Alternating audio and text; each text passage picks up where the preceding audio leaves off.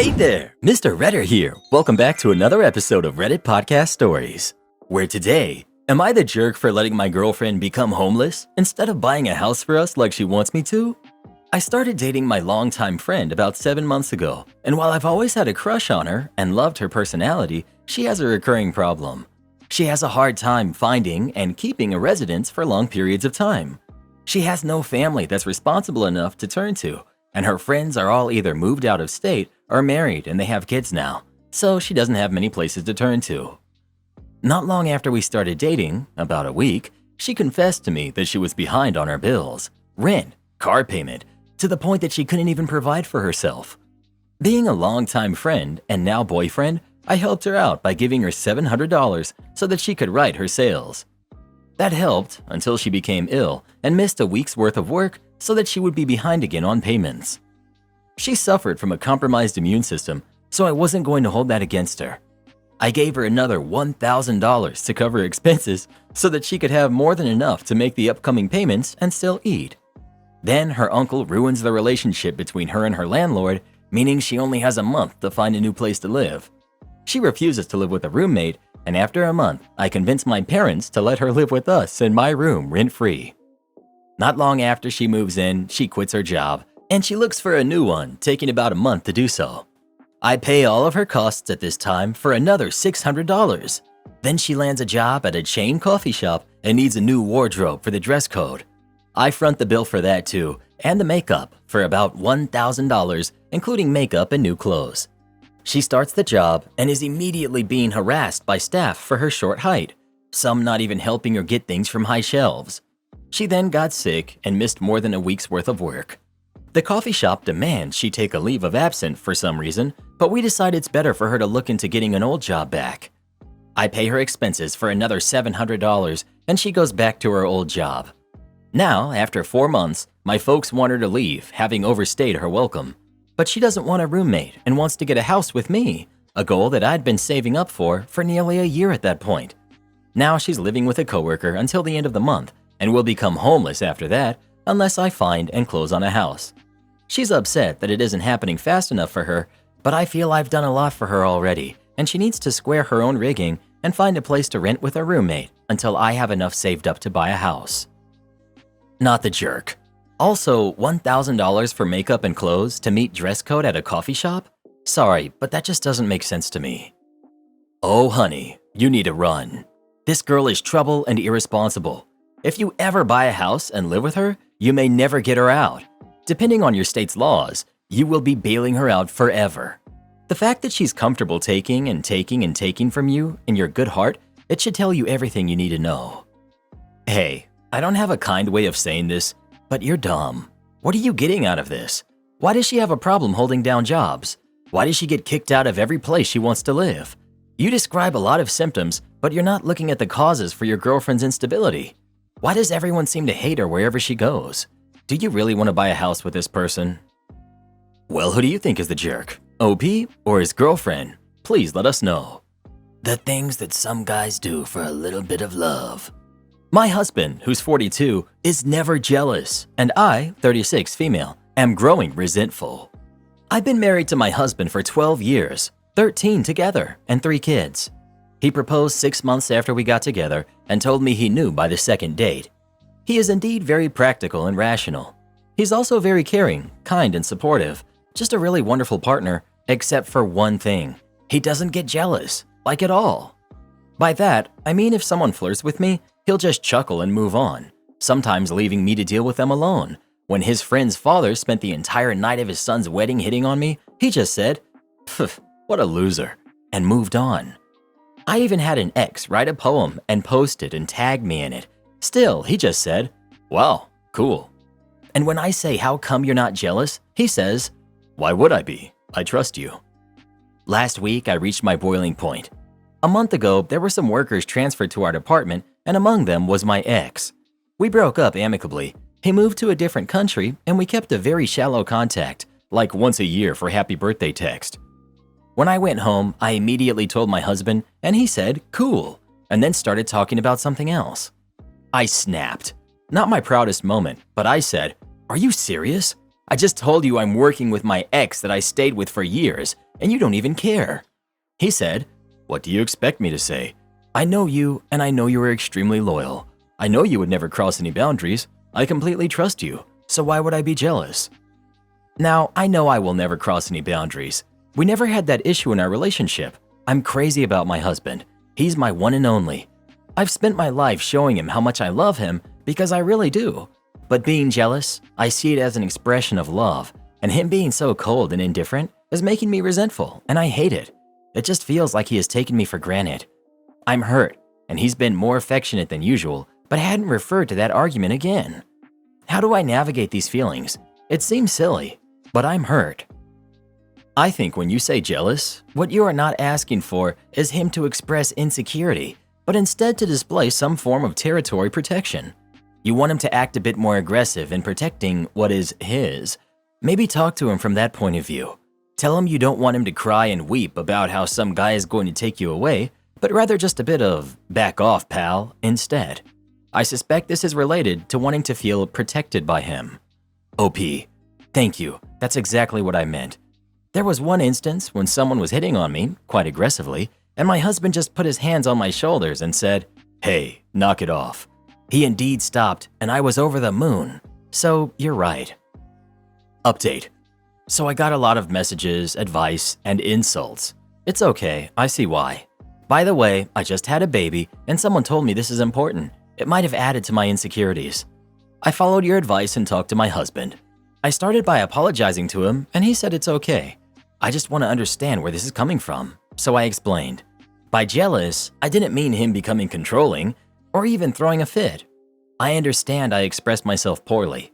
I meant I wanted him to show that he cares enough to have a back-off attitude when someone hits on me in front of him, or just ask how it is at work.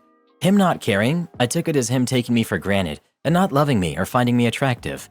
He was shocked. He laughed and said, "How did you jump from me trusting you to me not loving you?" He then explained his side.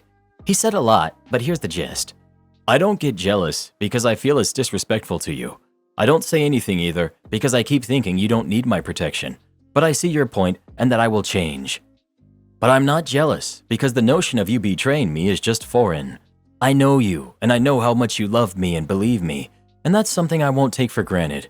There were many instances that cemented my trust in you. For example, when 1 month after we started dating, I saw you turning down a guy who looked like a movie star, and we hadn't even talked about being exclusive yet. I didn't know he saw that. When you stood by my side when I lost my dad. When you sold your dear car because I needed an urgent surgery. Anytime you want to hook up, I'm singing inside. Those sweet notes I find randomly in my bag, I feel so secure and comfortable. Do you have any idea how rare that is? I work with a lot of guys, I hear horror stories. Then there's me, who can't wait to finish to go running back home to be with you. I asked him how he feels when I sometimes get jealous. He just laughed and said, I always find it cute that you think I can be seen with someone else. I'm yours, my body, soul, and heart. He then said, I had an ex who kept on flirting with guys and then eventually cheat. It was nerve-wracking. I was on edge, anxious, worried, but now I'm at peace. So me trusting you is me loving you and being at peace knowing that we can be oceans apart. I know you will respect us. Now let me ask you about this ex.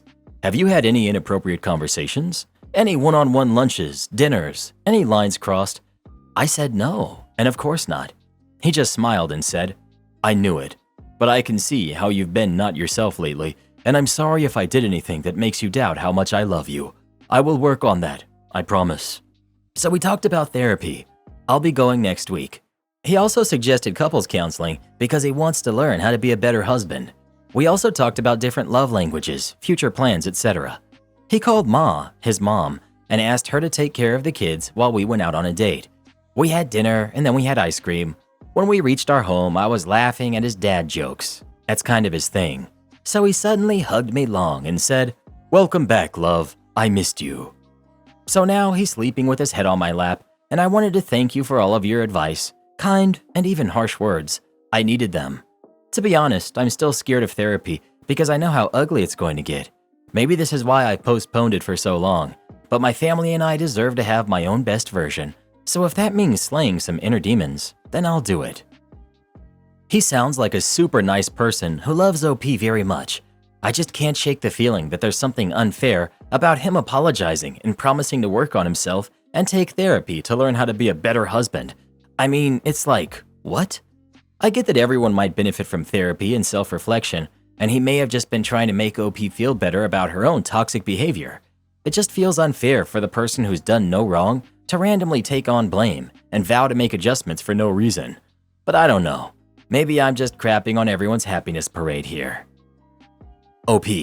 First of all, this was never an issue before. I addressed it once in 13 years and occasionally get annoyed, but I never made it an issue. It was a long discussion. We had to stop sometimes for the kids, etc., so I omitted much of it. But I told him he had no need to apologize. It was entirely my fault that I had that meltdown. Whether it was a mixture of hormones, triggers, past whatever, I'm to blame and I will work on my issues. He said he felt he was doing not so good of a job for a second, and I suspected that he didn't love me with every fiber of his being. So he suggested counseling to understand how to better communicate and learn each other's love languages. I know sometimes I think I must have been a saint in my past life to have him in my life now. My friend offered to buy my house for $1.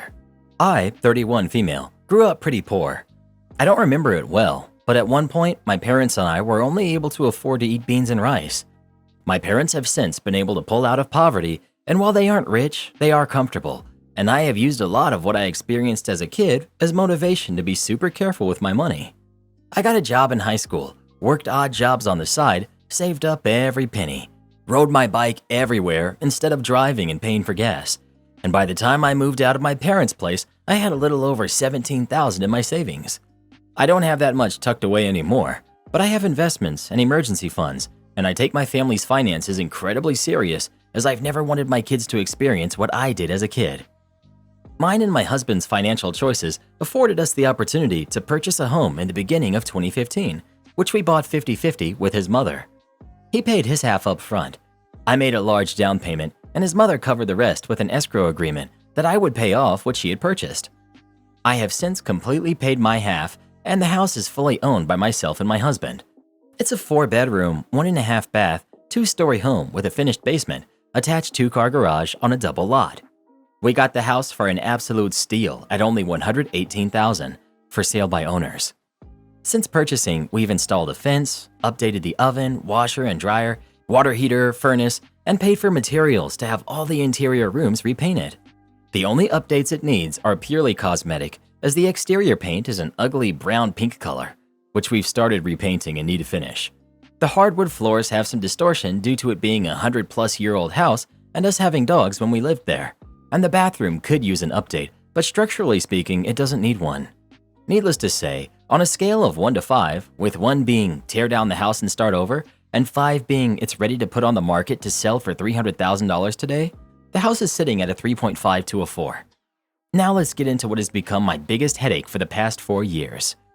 I have a friend, let's call her Carly, who's 27, who had incredibly similar experiences to me growing up, but struggles with finances and has never seemed to get the hang of keeping any sort of savings over $50 at a time. I'm not sure if it's a lack of self-control or that she's simply too focused in the moment when she gets paid and doesn't think to look in the long term, but she consistently makes her lack of funds everyone else's problem. I don't blame her for having issues with money, as learning to create a budget isn't exactly taught in school, and it took me years to learn to find a healthy balance, and the freedom of being able to buy whatever you want with no restrictions is super tempting. But at some point, you have to learn to take responsibility. During the course of our friendship, I've helped her build countless budgets based off of my own. I made roughly the same amount of money as her, but each time they failed for whatever reason. We tried different ways to try to trick her brain into realizing that money sitting in her account wasn't to be touched, as everything needed to be used for bills, etc., and each time she would wind up still using every penny. It finally came to the point where I refused to help her with her budget anymore because she never listens to my advice. And when I pointed out the easiest and fastest methods to get her spending under control was to get a payee, she said she didn't need to be treated like a kid who receives an allowance. Fair enough, I washed my hands of the topic. Carly moved out of her mom's house a little over 6 years ago and into a mutual friend's place. Let's call her Tia. As far as I've been told by Tia, Carly paid little to nothing in rent, even though they both worked at the same company and made close to the same salary. Carly's living space was an absolute disaster. She moved into the basement, and it was lucky if there was even a walkway to get to the washer and dryer. She constantly asked me to come over to help her clean and organize her space, and because I'm a people pleaser, I would always agree. Each time we would make significant progress, but then by the next weekend, when I would come over to help again, it would look like a tornado had gone through her space in the course of the week. I have no idea how she was able to fit so much stuff into that tiny space. She would never clean up on her own or make any sort of effort to put anything away, and would always wait for me to come over. After a little over a year of them living together, Tia couldn't handle it anymore and asked Carly to find some other living situation. She wasn't going to throw her onto the street, but she literally couldn't live with Carly anymore. It just so happened that my husband and I had purchased a second home around this same time. What we had owed on the first was paid off. My husband had come into an inheritance, and we were able to look for our forever home that better fit our wants and needs. The best part for us is that the new house was literally a 5-minute drive from the old one. We had yet to decide whether we wanted to sell or rent our first house when Carly approached us with the offer of renting it from us. She and 2 other friends were looking to move in together, and with the house being as big as it was, there was plenty of space for all of them to have their own room and privacy. Since we hadn't yet decided if we wanted to sell, and there were 3 renters already lined up, we decided to use it as a means of passive income to invest in our future, and then down the road we would revisit whether or not we wanted to sell it or keep it as a rental. The red flag that I didn't initially pick up on was that Carly was already referring to the house as her house to her 2 potential roommates, even before moving in or signing a lease. So by the time it came to them all moving in, Carly had driven the other 2 girls to back out. The way I had written the original lease agreement was that the rent was flexible depending on how many tenants there were. So for the 3 of them, they would have only been paying $750 total per month. And if only one person was renting it, it would be $400 per month. In this area, you can expect to rent a bedroom for $400, so this was a crazy good deal, as we really don't need the money, and it was mainly to pay for insurance, power, heat, and property taxes. You were gonna rent your entire house to this slob for $400 a month? Are you serious? In the 4 years that Carly has lived in that house, rent has gone up 4 times. Once to $500 a month because the power bill went up and we needed to adjust for that. The second time to $550 a month due to the same reason. The third time to $750 after she got a new job, and last year in October. Also, in the 4 years she's lived here, 2 separate opportunities for roommates have backed out. Each time because she was setting the rules and referring to the property as her house, despite having 0 claim to it, and the fact that each person would have had their own lease agreement. When she first moved in, she was working a minimum wage job, and she was my friend, hence the low monthly rent. But a year and a half ago, she got a new job at a local university that pays very well and has great benefits. But somehow, she manages to blow through her entire paycheck, and I don't even know how. Also, during the course of these past 4 years, she wound up owing me $750 in back rent as she repeatedly was unable to pay me for the full monthly amount due to repeated miscalculations in her budget and overspending on garbage, which then she stuffed into mine and my husband's property. My husband and I realized after a couple of years of being landlords that we aren't cut out for it. We have too much on our own plates and had no time for upkeep, and Carly wasn't holding up her end of the rental agreement that she had signed. We talked about it and settled on the decision to sell, but we of course didn't want to throw Carly onto the street and informed her of our plan. She proposed to buy it from us and started going through the route of getting a loan. During this process, she realized that the house wasn't what she wanted. She wanted land, and the house itself was far too big for her. She told us that, and we understood. And I even helped drive her to meet with realtors so she could check out other options to buy houses elsewhere. But each one fell through as she discovered that she wasn't going to get a new homeowner's discount or a bargain with any loans that she looked at. And all the loans required a minimum of 10% down payment, which she of course didn't have. This is where the entitlement starts. Carly wasn't going to be able to buy a home, at least not the home she wanted, and settled on buying our house. We had briefly talked at the very beginning of her tenancy that we may consider a rent-to-own situation, but no agreement had been made. No sales price had been decided, no appraisals or property inspections completed, nothing. It was simply a comment that we had made in passing and then chatted about it later, again in passing. She took it as gospel truth and said that if she bought the house, that she expected the 2.5 years of rent she had paid us to be comped off the total sale of the house. I reminded her that we never signed anything about a rent-to-own and informed her that wasn't how this was going to work. Her next tactic was to try to suggest that we quitclaim deed the property to her, again without her paying us anything additional to the 2.5 years worth of rent she had already paid us. Her last attempt at buying the house on her own was to offer me $1. That's right, a single dollar. I will admit, I don't know if this was a failed joke attempt on her part, but it certainly fell flat, and I was so mad that I was shaking, but I just laughed it off. The most recent thing she did was text me 2 days ago asking if she could pay me in food for this month's rent. Knowing her, the amount she will pay will amount to only a couple of meals and maybe $75 in groceries instead of the roughly $500 that she owes me. I jokingly answered that the electricity and insurance companies don't accept food as payment, so neither can I. She then offered to pay me what it would cost to pay these expenses, and then the rest of it she would pay in food. I have not responded. It's been a day and a half. She will pay me in cash and nothing else. I'm done. No discussion. My warning to all of you, don't mix business and friendship without getting to know said friends very well first. If I had known what I would be walking into, I never would have allowed her to move in. So many red flags ignored over and over. You knew she was a dumpster fire when she lived with Tia. Why would you think that she would be better when she was renting from you? I'm having a really hard time feeling bad for you in any way regarding this woman. I can't even wrap my head around why you would have rented to her to begin with. You knew she was a slob. You knew she was completely unable to handle her finances. So you rent out your house to her? That makes absolutely no sense whatsoever. Of course she wasn't paying what she should have. That's how this woman operates, and she gets away with it because people like you enable her. My ex asked me to not contact her parents anymore. My ex-partner and I dated a few years back, and while we never worked out, largely due to just wanting different things, we split amicably and do talk sometimes, but we aren't friends. While we were dating, her parents became very close to me. Over the years, I've constantly been around for them, helped them move, often go for drinks or auctions with my ex's dad, and sometimes dinner with her mom. As I drive, I was often the person that took my ex's mom and dad to hospital appointments while he was off work from a severe spinal injury. Even stayed over to help cook and clean during that time, as my ex was studying in Malaysia at the time and could not make it back home due to travel restrictions. They essentially treat me like family, and I treat them the same. We have a lot of similar hobbies, cycling and triathlon specifically. I compete, but they tend to just support it. When I vanish for a few days, off apps or anything else, they usually call or knock on my apartment and check up to see if I'm okay. They genuinely do care for me, and I care for them too. As I didn't grow up with much of a caring family life, it's something that means a great deal to me. They even had a second Christmas dinner on Boxing Day recently, just so they could invite me separate to my ex, as we don't get along very well, and it's often awkward as you'd imagine. It's something to me that has become separate of my ex-partner, and I've moved on from her and she has moved on from me. We're both happier apart. I've had other partners since, with my ex's parents even asking and showing support and giving me advice regarding it.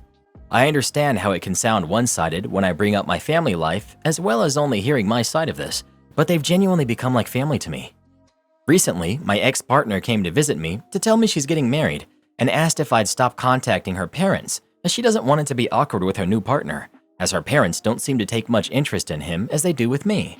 As much as I'd wished the best for her, it truly left me heartbroken that she wanted me to cut contact with people that I love as family and I feel loved by. I explained it isn't as easy as just cutting them out of my life, which just caused an argument, and she left. I'm really lost on what to do here, and I feel the situation is being placed on me entirely. If someone has advice, I genuinely appreciate it. One comment that stuck out to me is that she may have approached me first instead of giving her parents an ultimatum. So I chose not to contact her parents regarding her visiting in case this was what happened, as it would likely cause issues for her and them. That's not something I want for anyone.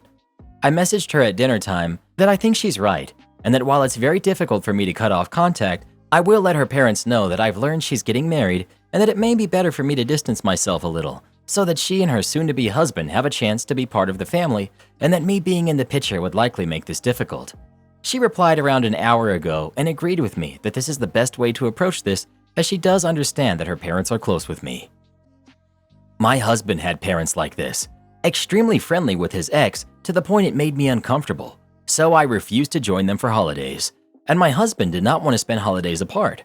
After a few Christmases without their son, they decided it was best if they no longer had such an intense relationship with his ex. Everybody in this situation is an adult, and adults can make their own decisions regarding who they keep in their company. I wonder if she only came to you and not to her parents with this demand. Go talk to her parents. They're your friends, and they are her parents. You have no relationship with their daughter anymore, but they do, and I would assume they want to keep it intact. This is something that should be between her and her parents, not between her and you. I see both sides of this. It sounds like your friendship with her parents is inadvertently interfering with her fiancé's ability to bond with his future in-laws. They might subconsciously wish that she had married you instead, and that feeling is keeping them from fully embracing her new partner. I realize you care about these people dearly, but do you really want to be perceived as the son-in-law who got away? Maybe instead of cutting off contact, you could make them aware that you've been informed that the way they behave towards their daughter's fiancé is deeply affecting her. Don't throw her under the bus by revealing what she asked you to do. Just tell them that she's upset, and since you want her to be happy and vice versa, you felt obligated to say something. I just gotta be blunt, but I'd really resent an ex who became best friends with my parents after a split, even if we remained amicable. However, I'd probably be angrier with my parents, considering they're choosing to prefer you and not bond with the person she's chosen to spend her life with. There's many possibilities here about why she's choosing to come to you instead of her parents with this, but it doesn't really change that this isn't something she should even need to ask of any of you guys. I don't know. I think keeping contact and building on it is super weird, and I think it's time to let it go. You and your ex clearly aren't in a position where this is fair to her. Time to actually break up already. Imagine you break up with someone, but then learn that they're around at your parents all the time, having Christmas meals. He's driving them to the hospital and going on bike rides, and you're powerless to stop this dude from having this relationship with your own parents. Sounds like the premise of a Netflix drama called He Won't Leave. I know it sounds harsh, but you and her parents have crossed a boundary. No wonder her parents are having difficulty moving on and bonding with her fiancé. She's 100% in the right to ask you to stop seeing her parents. Well, who do you think is the jerk? OP or his ex? Please let us know. Want to know how many of my ex's parents I keep in contact with? 0, as it should be. Stop being weird, people. I spoke to the manager and he said it was okay. Well, let's call and find out. Backstory. A buddy of mine's family runs a small convenience store / bait and tackle shop in the US, and I help out every now and then since I work at a gas station. Like 98% of stores, the shop is currently operating on a 1 toilet paper / paper towel item per family policy. My friend's dad, the owner, told me in person that no one is allowed to buy more than 1 per family. No ifs, ands, or buts. Cue the scene. We've got me, we've got entitled dad, we've got embarrassed kid, and the store owner.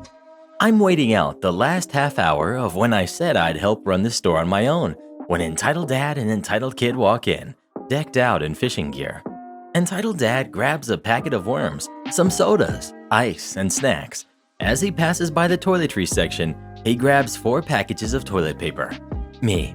I'm sorry, sir, but store policy is currently only 1 per family. I call that out across the store, but entitled dad ignores me. He and entitled kid select a few more things and walk up to the counter. Entitled kid is trying hard to not be seen, so I can tell he knows what's coming. Me. Sir, unfortunately, I'm only able to sell you 1 toilet paper package right now. Entitled dad, already getting angry. Well, why not? Me. Due to what's going on, our store is only allowing 1 toilet paper item per family. Well, there's no sign back there. Me. Yes, there is, sir. There's a sign every 6 feet around the store and at the register listing what items are being limited. Entitled dad. Well, I know the owner, and he says it's okay for me to buy as many as I want from here. Entitled kid has now retreated to the door, clearly wanting to leave and not be here. Me. You spoke to the owner? Entitled dad, getting irritated now. Yes, I did. Now are you going to ring me up or what? Me. The owner specifically said that you could buy however much you wanted? Yes. Can you please hurry it up? I want to be on the lake soon. Me. Sir, I know the manager didn't say anything to you because I'd have known about it. Entitled dad. Are you calling me a liar? I'm reporting you to the owner the next time I talk to him. Me. Pulls out phone. How about now? Entitled dad. What? Me. Calling the owner and putting phone on speaker.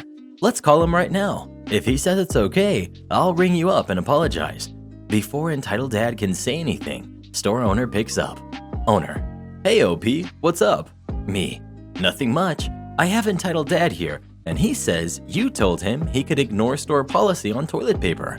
Owner: Entitled Dad, can I have your name so I know who I told? Entitled Dad's face breaks out in hope, thinking he's bluffed his way through this, and gives his name. Owner: Entitled Dad, I don't know who the heck you are, or what the heck you're talking about. I haven't told anyone that they could ignore store policy. By purchasing more than one, you are possibly depriving others that may desperately need that toilet paper. And if you're really needing that much of it, I would seriously suggest you consult a doctor, not just buy more of it. If you can't follow store policy like every other customer that's come in, then you can leave. Owner hangs up. Entitled Dad has his mouth open in shock, while Entitled Kid is looking like all major holidays and his birthday are happening today. Entitled Dad shuts his mouth, stands in front of the register for a few seconds, shouts a final, "Forget you," and storms out of the store, leaving all of his items at the counter. Did any of you guys run out of toilet paper recently? Or did you have enough? Please let me know. I never ran out. I know how to get the managers to bend the rules. My friend is a VIP guest of honor, and I don't think we're getting adequate service. Why you should never accept a pre-tip. What is a pre-tip? It's gratuity received before service is rendered. I was warned by an astute veteran in my early years, never accept the pre-tip, because now you transfer the role of your service from one of anticipation to expectation. But of course, I wouldn't be here to share a most delightful story had I heeded the code. It's a busy late evening working shift, an hour from close, and I've got the whole back half of the restaurant to myself. This includes the big, fancy family table, the centerpiece of the back room. Normally, we'd phase down, close off the room, and seat all the stragglers in the front room to consolidate all service and closing duties. Not tonight.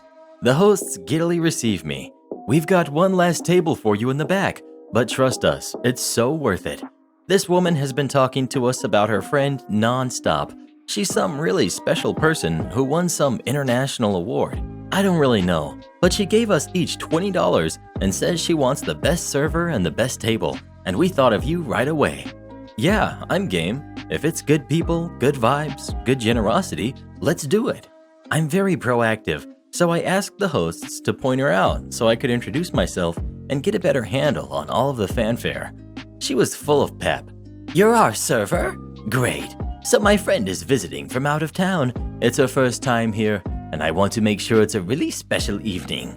She's really amazing. She's won all sorts of international awards. She's an Obama scholar. She's from Peru. She's very VIP and very near and dear to me. Take care of us, and I'll take care of you. We are great tippers. Wow, even I can't wait to meet her. Sweet. Well, you're in good hands.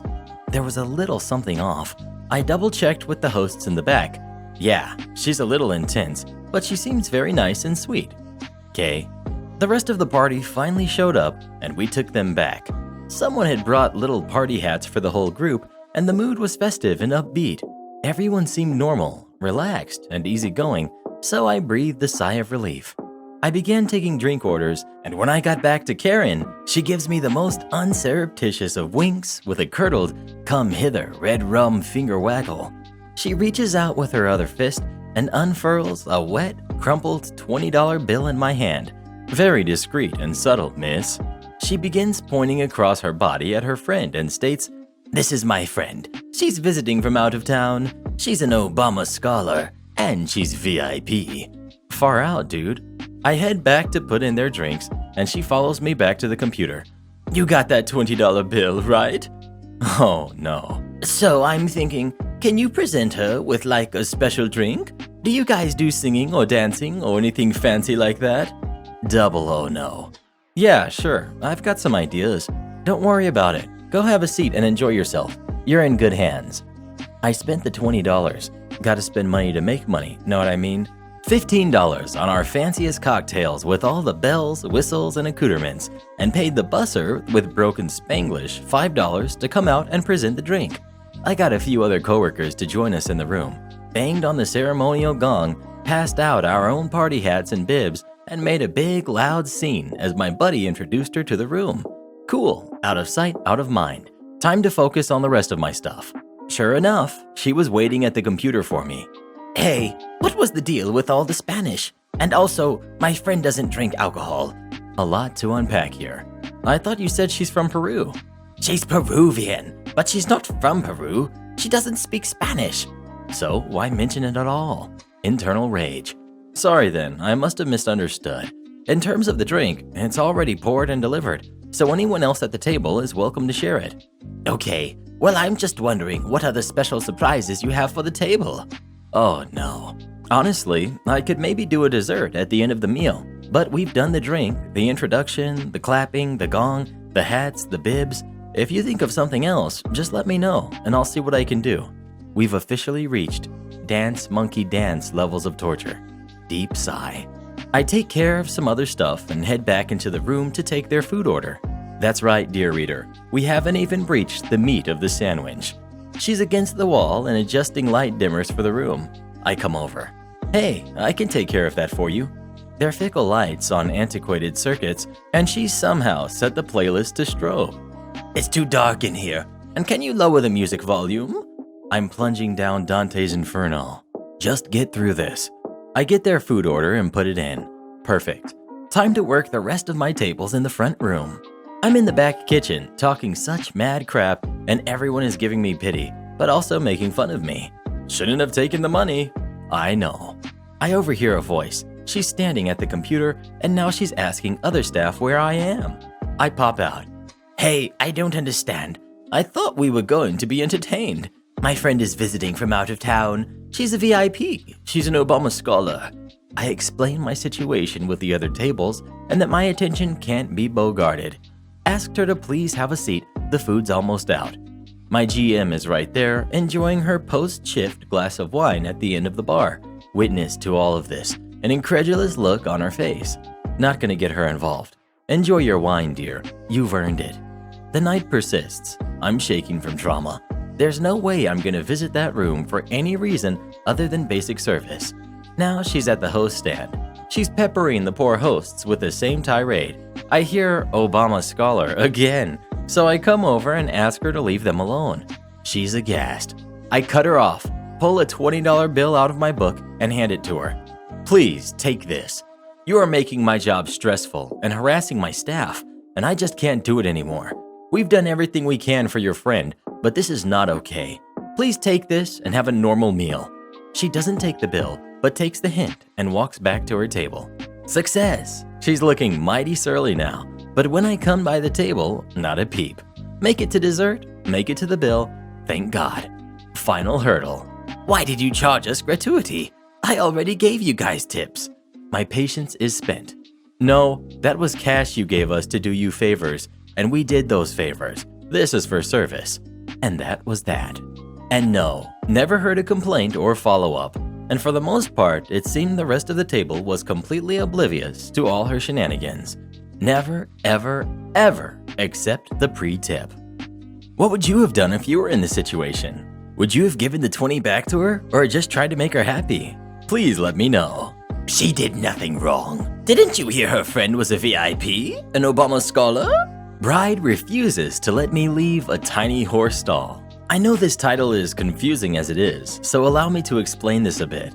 I was asked by my stepsister to DJ at her wedding, which was located in a barn.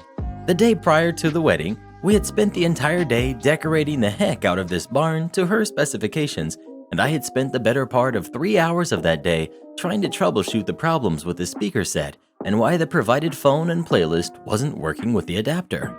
After finally getting the phone to be compatible, I began testing audio and seeing just how loud the volume had to be to reach the entire barn.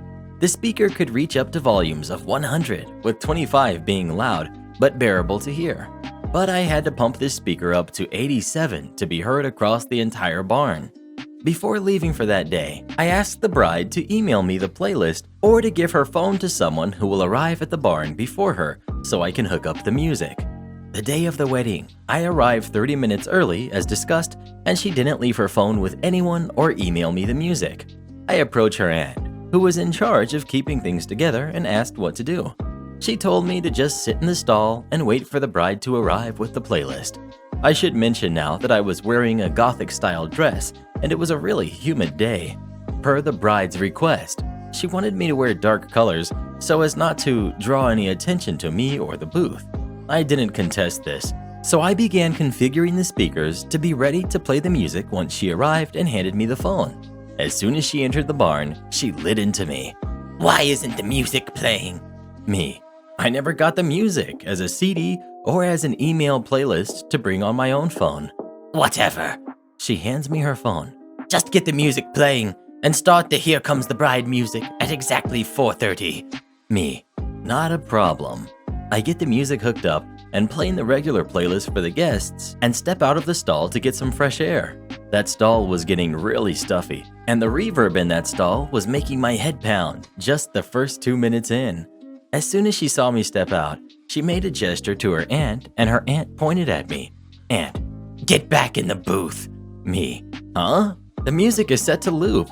I don't need to be in there until 4:30. It's only 4:17. Aunt, bride wants you to stay in the booth. Stay in the booth. Me. Okay. I didn't want to start a fight, but I was already feeling like I was being wronged by being forced to stay in a small horse stall with the reverb making my head rattle. Not wanting to confront them, I conceded and went back into the booth. If you can imagine being stuck beside a loudspeaker in a movie theater for an extended period of time, that is how bad it was for just 2 minutes. Now imagine that for roughly another 15 minutes as I'm waiting for the cue to start the Here Comes the Bride song she renamed on her phone. At 4:30, I start the song, and she starts walking down the aisle. Once I start turning it down for them to start the ceremony, I step out of the stall to watch the ceremony, only to be shoved back into the booth by the aunt and told, quite sternly, not to leave the stall. So I sit there, unable to time when to play the Walking Away song until the aunt starts flailing her limbs, which I took as a signal.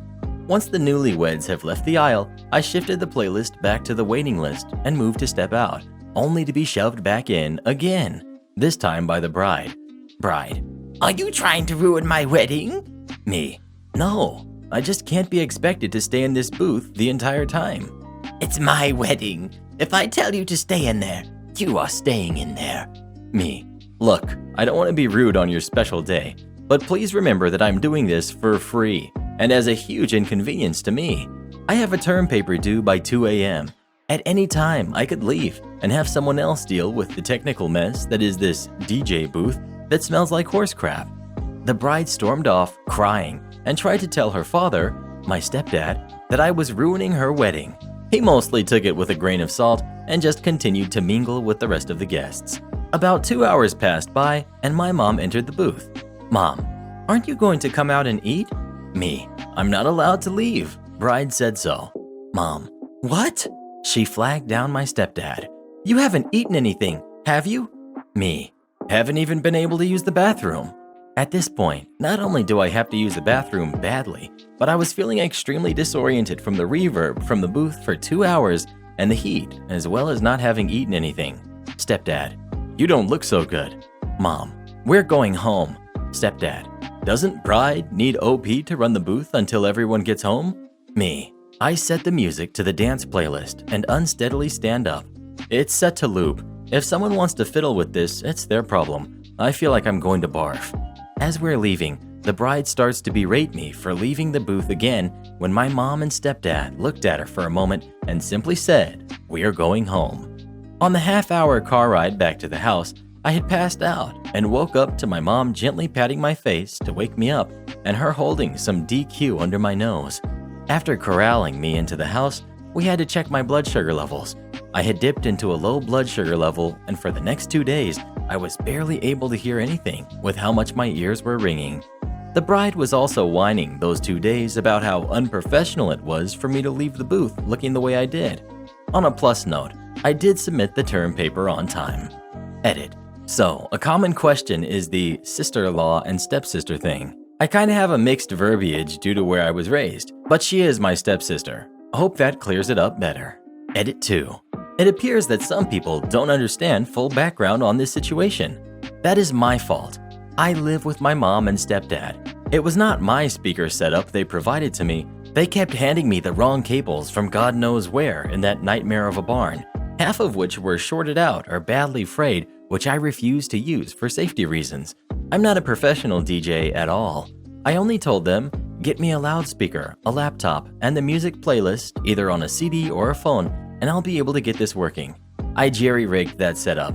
That's why it took so long to hook up. Me not standing up for myself was my mistake back then, but I haven't let that happen again, especially with that entitled jerk of a sibling. Even my stepdad is still disgusted with her behavior that day. What would you have done? Would you have just stayed in the booth? Or would you have gotten out of there too? Please let me know. She's lucky it wasn't my wedding. I would have taught her a lesson. Entitled old woman wants me to give her my seat. I'm on crutches. 2 weeks ago, I fell down the stairs in my house and broke my ankle and a couple bones in my foot. My foot rolled off one stair and landed on the next at a 90-degree angle, and then managed to get caught in the banister a couple tumbles later. All this to say it was very broken. I've been on crutches and my foot/ankle in a huge neon green cast since then. I was on the train coming back from a doctor's appointment, unrelated to the foot. My mom dropped me off on her way to work, but obviously wasn't able to drive me back home. The bus I take after the train stops half a block from my house, so I'm able to make it home pretty easily.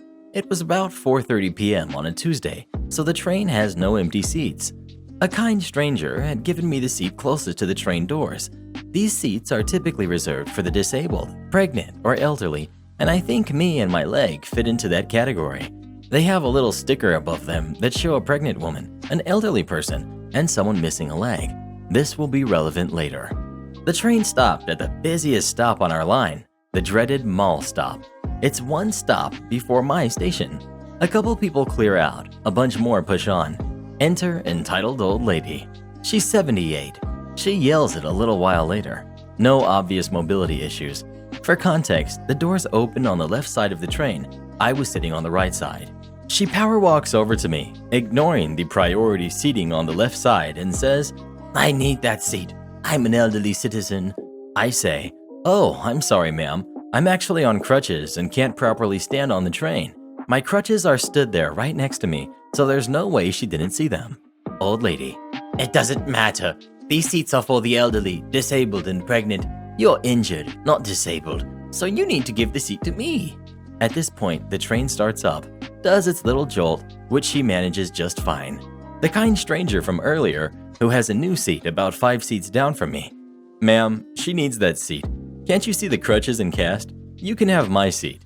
Old lady, No, it's fine. This girl is a kid and doesn't need this seat. She can take yours. me, "The train is moving, so I won't be able to safely get over there. Plus, it's too far from the doors, so I won't be able to get up and get out when my station comes. I don't want to miss my stop." Old lady, I'm 78. You're a kid. The sign clearly doesn't show kids on crutches. It shows old women. I need that seat. At this point, people all around are listening in and offering their seats. The person 2 seats down gets up and walks away. Old lady keeps yelling that I don't respect my elders and need to move. She moves to grab at my crutches, but is pulled back by kind stranger, who is now standing between me and old lady. Old lady is now yelling at kind stranger for grabbing her. The person from 2 seats down has come back with a transit officer who is checking tickets on the opposite side of the train car. Oh, officer, thank God. This kid refuses to give up her seat for me. And this man just grabbed me and pushed me across the train. Officer, "Ma'am, this young lady clearly needs the seat more than you, because you've been standing and yelling for 2 minutes now. I saw you go to grab at her crutches, and kind stranger was simply protecting the young woman. I'm going to have to ask you to leave at the next stop if you continue harassing them." Old lady dejectedly walks down to the opposite side of the train and death glares everyone else. After another minute, the train stops at my station. I asked the officer if I could leave, and he helped me off the train. I thank the officer, kind stranger, and the woman who went to get the officer. Anticlimactic ending, but oh well. I very obviously had the crutches and was wearing a knee-length dress, so the neon green cast was very visible. I hope her leg got better. Speaking of broken bones, have any of you guys ever broken a bone? And if so, which bone was it? Please let me know. If I had been that old lady, I would have broken her other bone. $7 for a sandwich? I want to see a manager. It finally happened. I witnessed my first Karen. Boyfriend and I went to the local mini market to get some pizza dough. Thankfully, there's not much of a line, so we get on and wait our turn. Suddenly, we see/hear this lady, henceforth known as Karen. Unfortunately, she doesn't have the haircut. Go off on this poor cashier girl complaining about the sandwich from the deli. I'm guessing she didn't know the price until it was rung up, because suddenly we hear, $7? Are you kidding? My boyfriend and I look at each other like, oh God. Karen, I want to see a manager. This is ridiculous. the cashier goes and comes back with a manager within 2 seconds. It's a small store. I gotta give credit. This guy doesn't back down. Karen is complaining about the price of the sandwich, and manager is explaining that the weight of the meat in the sandwich equals the price. She is not having it. Karen, I can get it for much cheaper at the deli down the street. in my head, I'm like, then why are you here? Karen, I'm still gonna buy it, but just look at it. This isn't much meat. manager, I'm sorry you don't like our prices, but that's how much it is with the weight of the meat, cheese, and spread. Karen, But that's far too high. Let me show you the sandwich. manager, miss, if you open the container, you have to buy it. I'll still pay for it, but I'm never coming here again. Lady proceeds to open the container and show him the contents of the sandwich. Manager, there's plenty of meat and cheese. Karen, But not worth $7. manager, I don't make the prices. I'm sorry, miss. Manager rolls his eyes and leaves. This lady is now berating this cashier who has nothing to do with the pricing. My first job when I was 17 was as a cashier for a supermarket, so I immediately empathized with the girl. There's so much you want to say, but can't, because you have to keep that customer service smile in order to get that paycheck. The other cashier calls for me and boyfriend to ring us up. Then I hear this ridiculousness. Karen, What's happened to the people who used to own this place? They never would have priced it like this. cashier, I'm not sure. I was hired after new ownership took over. Even so, they no longer own this store. Karen, I'm going to make a complaint. This is ridiculous. $7 for a tiny sandwich? okay, so I've been to this store many times. The sandwiches aren't big, but there's a decent amount of meat in there, and it depends on what kind of sandwich you get. At this point, I've had enough, and so has boyfriend. We don't want to make a scene, and I'm not very good with confrontation. Boyfriend and I leave. The exit is right where Karen and the cashier are. We get to exit, and just before we leave, I shout, "Bye, Karen!" Karen turns her head to look at me with bewildered eyes. I walk off. Boyfriend looks at this lady with an annoyed/disapproving look. It may have been a bit cowardly, but I'm still kind of proud of it. Especially when I heard one of the cashiers let out a laugh. Boyfriend and I laugh all the way back to the car. I don't know what happened after we left, but from the look at that lady's face, I think she realized just how she looked. Not very dramatic, no cops, no rants, just an entitled lady complaining about a sandwich. Oh, and boyfriend and I made an awesome pizza. Speaking of sandwiches, where's your favorite place to get sandwiches from? I used to go to this place called Schlotsky's back in the day. They were really good. I prefer Panera Bread. But Jason's Deli is a close second.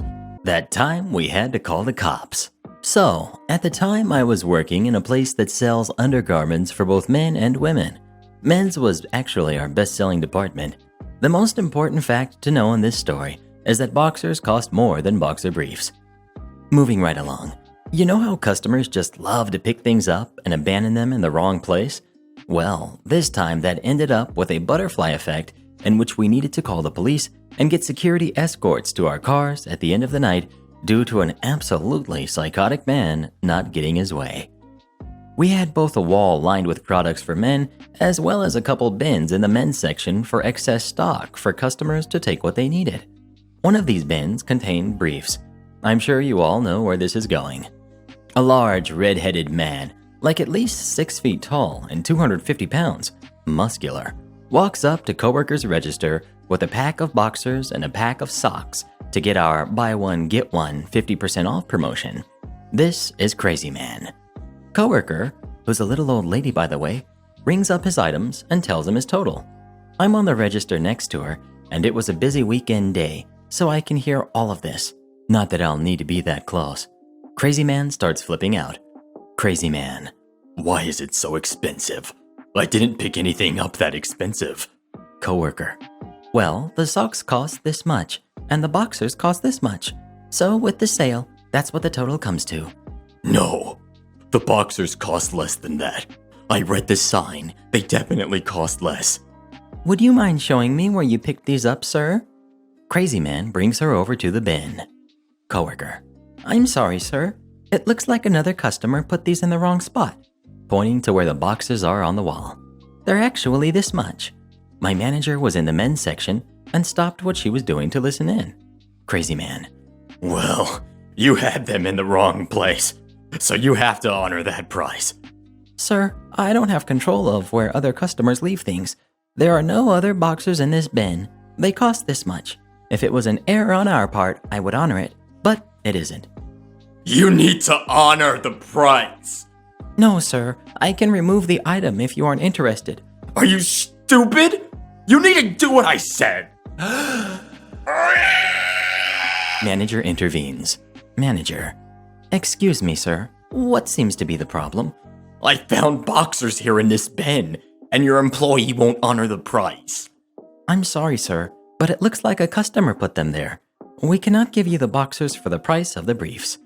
I have never been in a store that treats customers like this.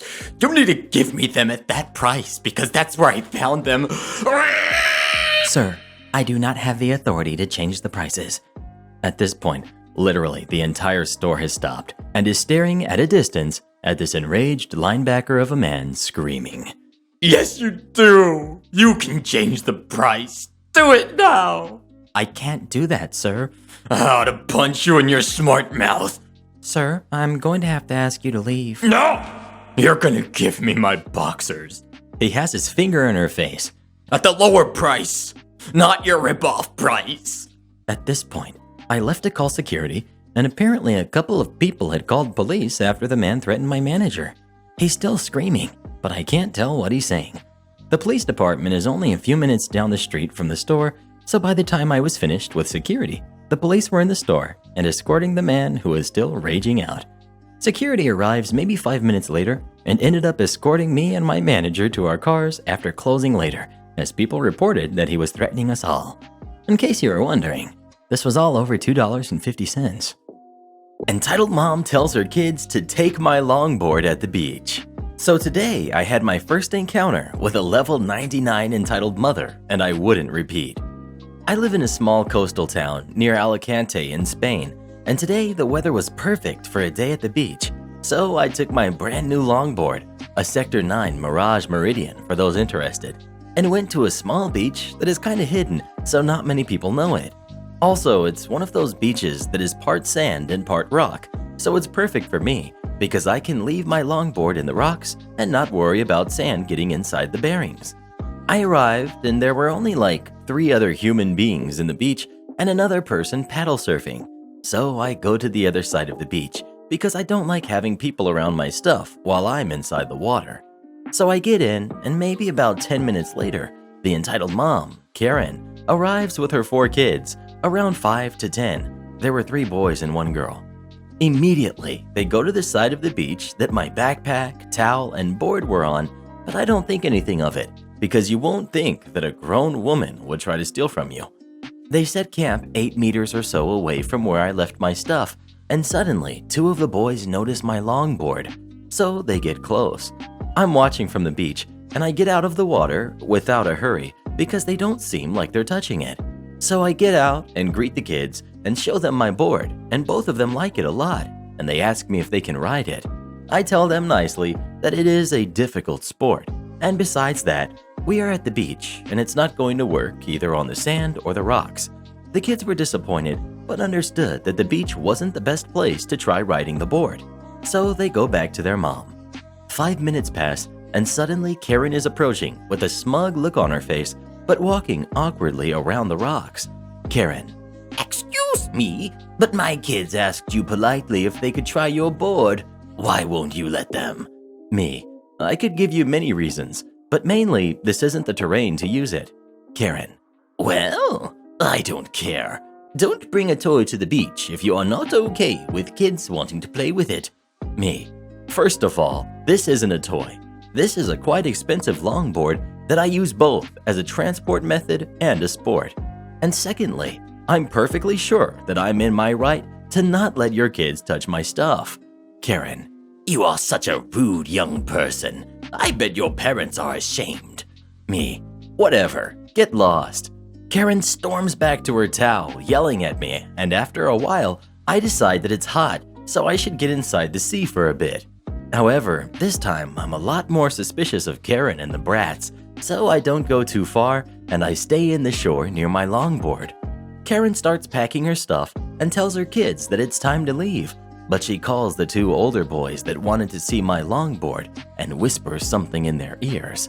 Now I get ultra suspicious and get ready to storm out of the sea and catch the kids if needed, but at the same time I play dumb and I look the other way while I discreetly keep an eye on my board.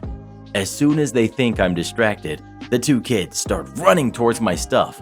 I start running myself because I know the crap Karen told them to pull off. They pick up my longboard, but it's too late for them to run away. I'm already out of the water and running at them full speed, so I grab my longboard and unceremoniously take it out of the hands of one of the boys. Karen, watching from the distance, rushed towards me while yelling. Karen, Assault! Assault! He stole my son's skateboard! Assault! there are now like 10 people in the beach and they're all looking at us. Karen, Give it back, or I'm calling the police. You should know my husband is in Guardia Civil. it's like a Spanish military police of sorts. Me, like I give a flying hoot. Call them. This is my longboard and I can prove it. Karen, It's not yours. It's a kid's toy that belongs to my kids. at this point, all of her kids are crying. Me, ma'am, if you try to take this board from me, I'll sue you so hard, I'll be able to buy myself a full collection of them. She proceeded to try and grab my longboard by the grip tape side. Rookie mistake, because I have my hands on the trucks. So when she tried to grab it, I pulled the back, lightly scratching her palm. Karen, You scratched my hand. How dare you? at this point, I had lost my nerves, so in my scariest screaming voice, I tell her to back off. At this point, two police officers that were driving their motorcycles in the road by the beach noticed the fuss and approached us. As soon as Karen sees them, she starts with the usual Karen BS. Officers, thank God you're here. This boy assaulted us and stole my kid's toy. Officer 1, is that true? Me, of course not. It was her who tried to steal my longboard, and I can prove it's mine. I have at least 10 photos of it on my phone from various dates, and I even have the receipt on my email. Officer 2, can you show me the receipt and the photos? Officer 2 accompanied me back to my backpack, and I picked up my phone and showed him each and every photo and video I had of me longboarding, the receipt, and even my longboarding gloves, which were inside my backpack. We go back to Officer 1, Karen, and the kids, where Karen is making up all sorts of lies about me. Officer 2 tells his partner that the longboard is without a doubt mine, but Karen doubles down on her story. Officer 2, enough with this, ma'am, please. The board belongs to this boy, and there's no doubt about it. Go away before I fine you for disturbance of the order. Karen goes away shouting. The officers apologize to me for the troubles, but I thank them because they ended up taking my side. So, a pretty crazy day at the beach. I wonder how people can be so entitled.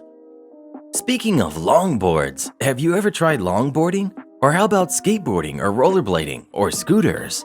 Please let me know what your favorite is. I'd love to hear from you.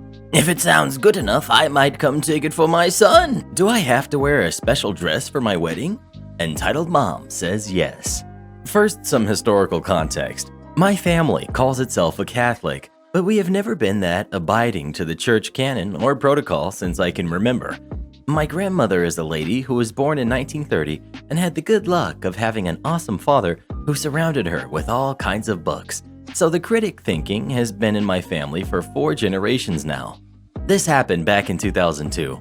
My older brother, 26 at the time, and his girlfriend, 24 at the time, had decided to get married because of legal commodities.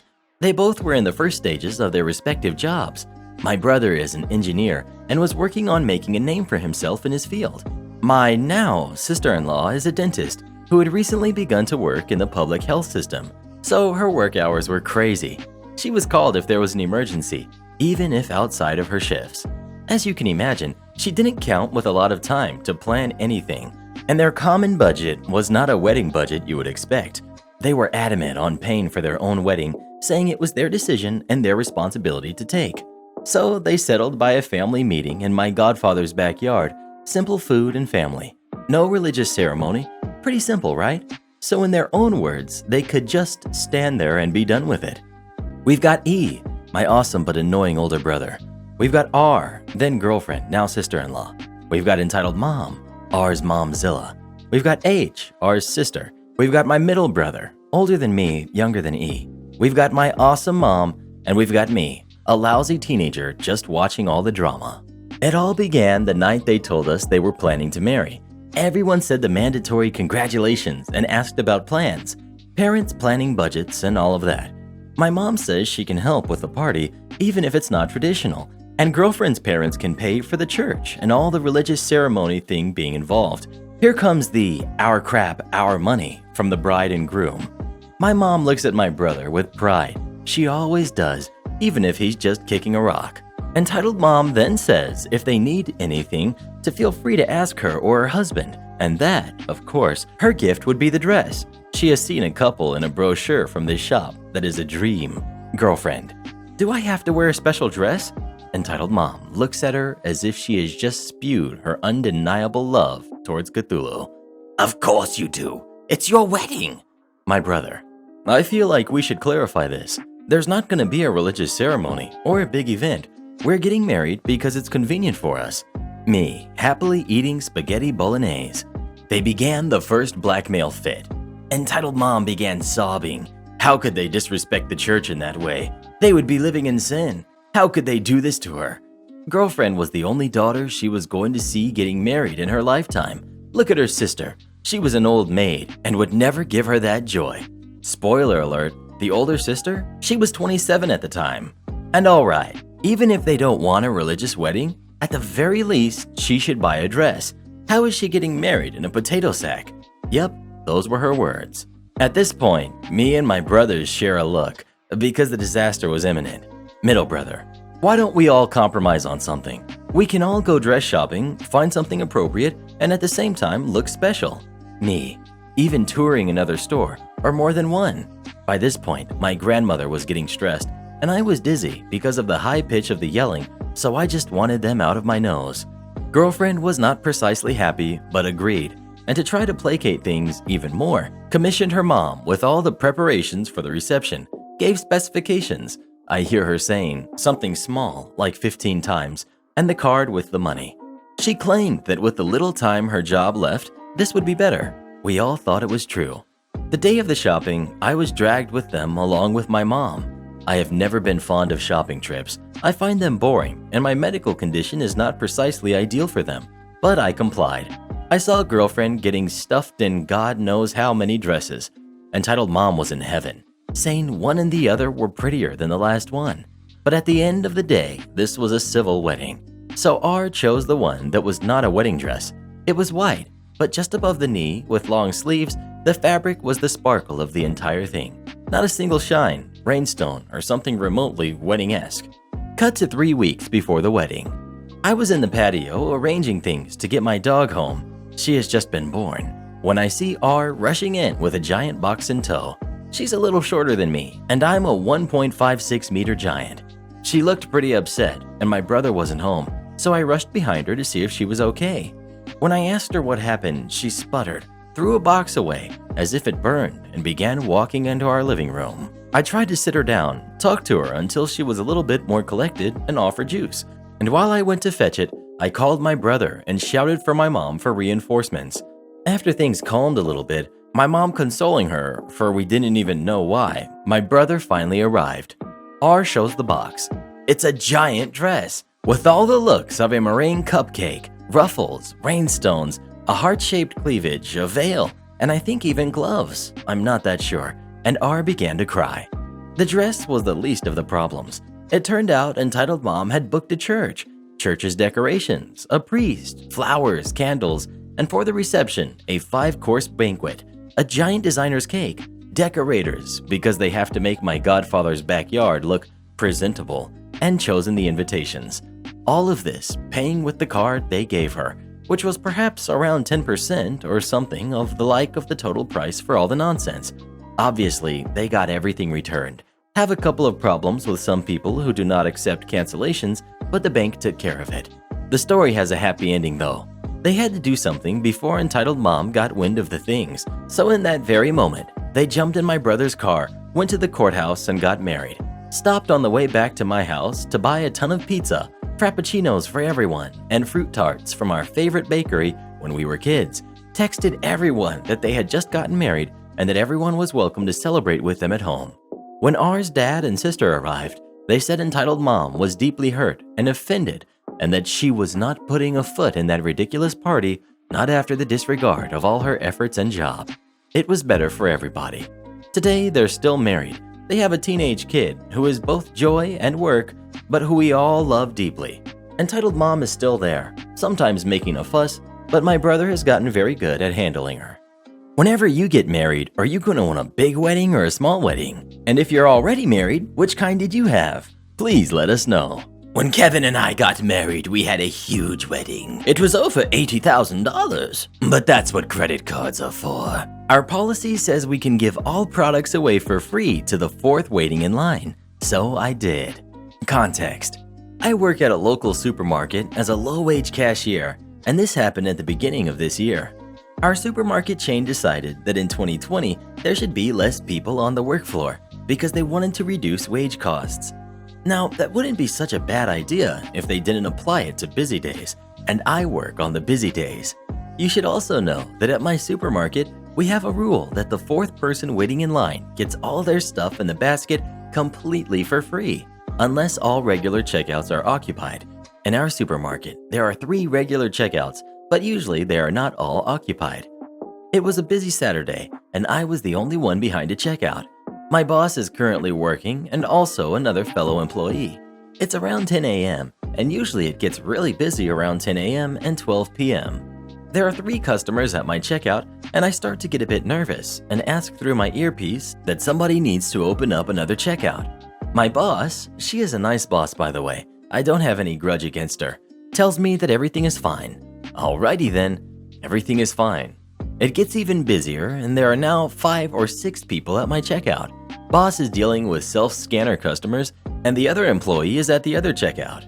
I tell my boss that someone really needs to open up a new checkout or I'm going to have to start handing out free goods to everyone. She tells me not to and to just send people to an empty checkout.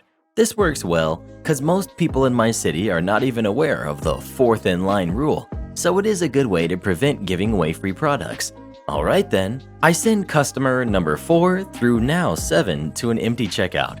New customers are now taking in the places of the people who I just sent away and they start looking mad at me. Understandable. After a couple minutes, still nobody has opened the other checkout because they were also handling a lot of people. I decide to just follow the policy and give people what they are entitled to. Sir, did you know that you were fourth in line? Fourth in line gets everything for free. So here you go. I scan the next products. Miss, everything here is free. Have a wonderful day. Next person comes. I scan the products. Everything is free. Have a nice day.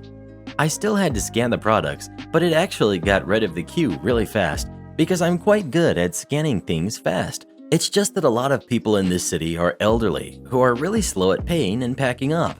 Either they can't see the numbers well or they don't remember the number combination for their card. I also gave the people who I sent away and came back everything for free. After the whole thing, my boss asked me why I was giving everyone everything for free, and I simply stated that I'm following the rules. But I told you to send them to an empty checkout. Yes, and then they came back to me because nobody was going to open a checkout. Then she walked away mad, probably because they just lost a bunch of money. Now they have decided that more people should be working on busy days, and I'm glad. I also hope those customers enjoyed their free products. What would you have done if you were in this situation? Would you have given the products away for free or just kept ringing them up? I'd love to hear from you. It's about time cashiers start giving us what we deserve. I teach my lazy dad a lesson. Cast. We've got me, my dad, and my sister. Story. I'm 17 and I do my share of chores around the house, have been doing for years. They involve taking out the trash, mopping the whole house, etc. One evening, I was mopping the dining room and the living room area, common room, when it started raining lightly. My dad was outside and called me to take down the clothes from the clothesline outside that were left to dry. Since I was busy, I called my sister to do it. Note that the clothes were not mine at all. They belonged to my mom, my sister, and my dad. I had left my mom's and sister's clothes to dry. Not my usual chore, just helping. My sister is mostly a lovable person and goes out to do it. Then my dad yells at her and tells her that it's raining.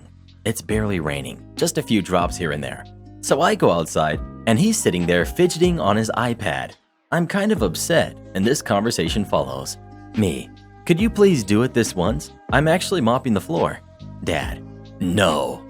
Me, why not? You're simply sitting here and I'm doing something else. Dad, because I don't want to. Yes, he said that. You left them out to dry, so it's your responsibility. Me, those are not even my clothes. Dad, so? None of my business. I quit trying and went to do it. That's when I noticed his clothes were also there. Cue the malicious compliance. He said it was my responsibility because I left the clothes out to dry, but I didn't leave his clothes out. So I took down my sister's and mom's clothes and left his clothes remaining. He was so immersed in his iPad he didn't notice. Conclusion, all of his pants were there and they got wet. It's rainy season where I live, so good luck with drying those pants. Also, I don't regret it. My mom said what I did was very wrong. Am I the jerk? Edit. This happened today. I'm not able to see some comments, but by now I'm pretty convinced that I was being a jerk. What do I do now? He's giving me the silent treatment. Update. I tried apologizing after a lot of you told me to, and he rejected it. Do you think it was wrong what he did? And why or why not? We'd love to hear from you in the comments below. I'd teach them a lesson they wouldn't soon forget. I am legit terrified for my life after this. So this doesn't seem like much, but as someone with really bad anxiety, this made me shake and have a breakdown at work. So this man comes up to my register and he seems really mad for some reason. I try to be cheerful to, make his day a little brighter, and he is just not into it. I accept that and scan his item. It's a very expensive item. He all of a sudden gets super upset. We've got the customer and we've got me. Customer, What is this? me. The customer, The price was $163. yelling at this point. Me, I'm so sorry, sir, but did you maybe read the wrong tag? No. Oh, well, I can go back there with you and see. I'll change it if you're right. Customer grunts. No, forget it. Just ring me out. Me, a little shaky at this point, hands noticeably vibrating. All right, that'll be $200.85. Customer grabs card reader pen and just starts stabbing the screen. Sir, you have to be gentle. It won't work if you do that. Whatever. Finally hits the button right and rips the receipt out of my hand. Me, having that customer storms off to the back of the store where the item was. Me, okay. A couple of moments later, customer shoves his phone in my face, which has a picture of the price. See? I told you. Me, oh, okay, sir. Please don't yell at me. Returns the product and re-rings it. I can't take you incompetent people. Me, notices he isn't wearing a mask, which I didn't notice before because I was too anxious. Sir, you have to wear a mask in the store. In fact, it's illegal. Did I ask you for your opinion? He spits at me and onto the counter. Me, literally terrified and shaking. Customer, Only medical nurses need to wear masks. I'm not sick. rips the new receipt out of my hand again and just storms out of the store. Me, frozen, trying to process, reaches down for the cleaner and cleans the countertop. Silent. After that, my boss sent me to lunch and I broke down crying in front of my coworker who was on break. I just wish I could remember his name so I could tell my manager. And sorry this doesn't have a happy ending, but to be honest, most retail experiences don't have sharp and witty comebacks the moment a horrible customer walks in. Also, for context, I work in a retail store that is mostly for older/retired people, RV stuff, so I get a lot of old and cranky customers. But this one was just truly a spectacle. I know I should have called the police or something, but I was just too frozen to do anything, and no other customers/coworkers were around. If I see him again though, I'm going to my manager first thing. Oh, and the price tag was actually an old tag. It was supposed to be replaced by a new one that was a higher price. California economy, everyone. Man, that customer sounded like a real jerk. What would you say if a customer treated you like that? He did nothing wrong. As a matter of fact, he was right. Entitled kid kicks me in the shin, then his mother claims it's my fault. So in the summer of last year, I went on a day trip to York, which is a city in the UK. It's been a personal favorite place to visit because of its history, and because of this fondness, I found myself face to face with an entitled parent. I went to see York Minster, a cathedral there, and then get some food. Well, when I got out of it, I was feeling hot and an ice cream truck was outside, so I decided to get one. In comes entitled kid. Entitled kid pointing at my ice cream. Give me that. Me. Excuse me, did you ever learn manners? Entitled kid. I don't care. Give me the ice cream. I took a closer look at the kid, and he seemed about 8 or 9, old enough to know that he can't be that rude to strangers. Me. No, I bought this with my own money. I'm not gonna give you. Entitled kid cutting me off. Shut up. Give me it. Me. No, it's mine and I paid for it. Go ask your mom for one. Entitled kid. I'm not gonna. Me. Well, you're not getting mine. I stood up and started to walk away when this kid ran in front of me and started to pull his leg back. Immediately, I stepped to the side. Me, as he swings his leg. You're gonna have to try harder than that. I grew up with an. I stopped as pain shot up my right leg, and I realized he hit me in the shin. I dropped my ice cream and went to sit down. Me. Why would you assault someone like that? That's for not giving me your ice cream. He pulled a face and stuck his tongue out as I held my leg in pain. Who knew an 8-year-old could cause so much damage? 10 minutes later, I was about to go and get food when I spot the kid again, with his mom and dad. I tap his mom's shoulder as his dad takes a photo of the cathedral. Me. Hey, earlier your son kicked me in the shin. Could you tell him off or something? Entitled mom. What did you say? My little baby would never do that. She ruffled the kid's hair as he smiled condescendingly. Me. Well, he did, and I have the mark to prove it. I was wearing shorts so anyone could see my lower legs, and I point to my right shin. Me. He was rude to me and told me to give him my ice cream, and when I didn't, he kicked me. Entitled mom. Well, it's your fault then. If you'd just given him the ice cream, then he wouldn't have kicked you. Me. Look, lady, I'm nice enough to not press charges for assault, but he didn't deserve my ice cream. He was rude, and frankly, I didn't want to throw my hard-earned money away, even if it's just a couple of pounds. At this point, the dad turns around and looks down to me. I'm 5'8", short jeans run in my family. Dad. Hey, listen, we're sorry. I'll tell entitled kid off, and I'll buy you another ice cream if you want. Me. No, I'm fine, but thanks anyways. Just tell your kid off for me. I walked off, and the mother shouted back at me. Our little angel would never do that. He's a perfect boy. I don't care at this point and kept walking.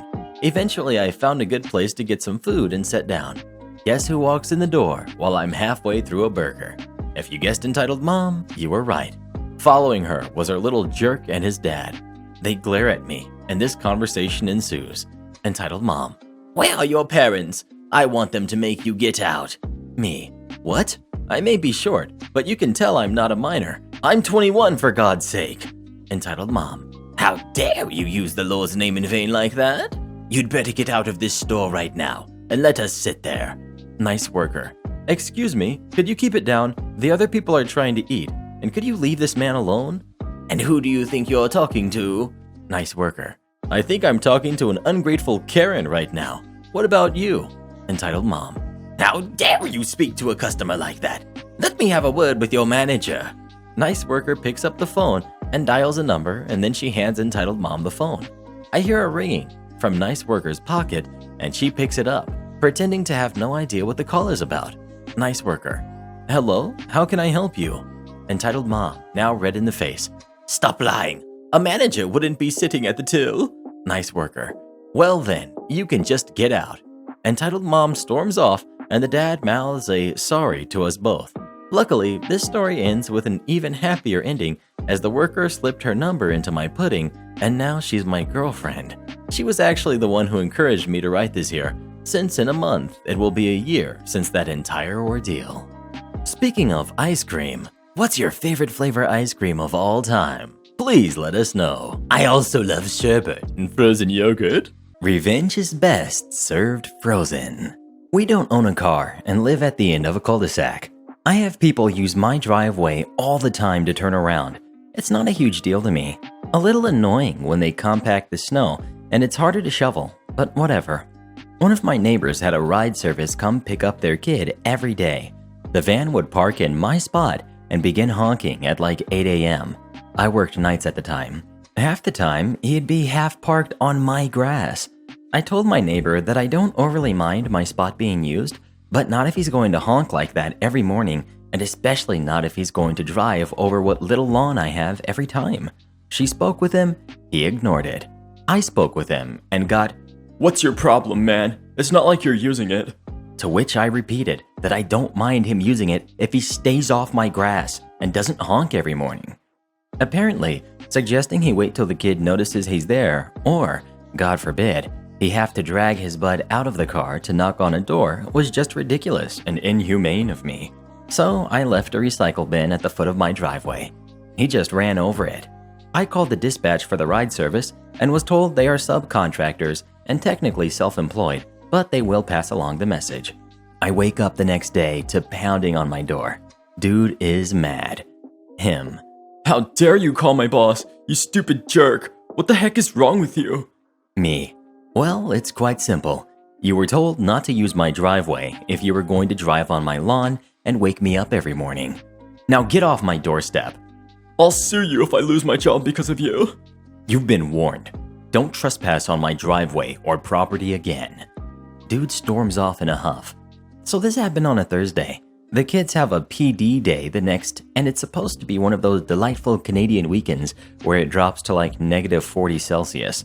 For my American friends, -40 is where Celsius and Fahrenheit meet up, so it's so cold.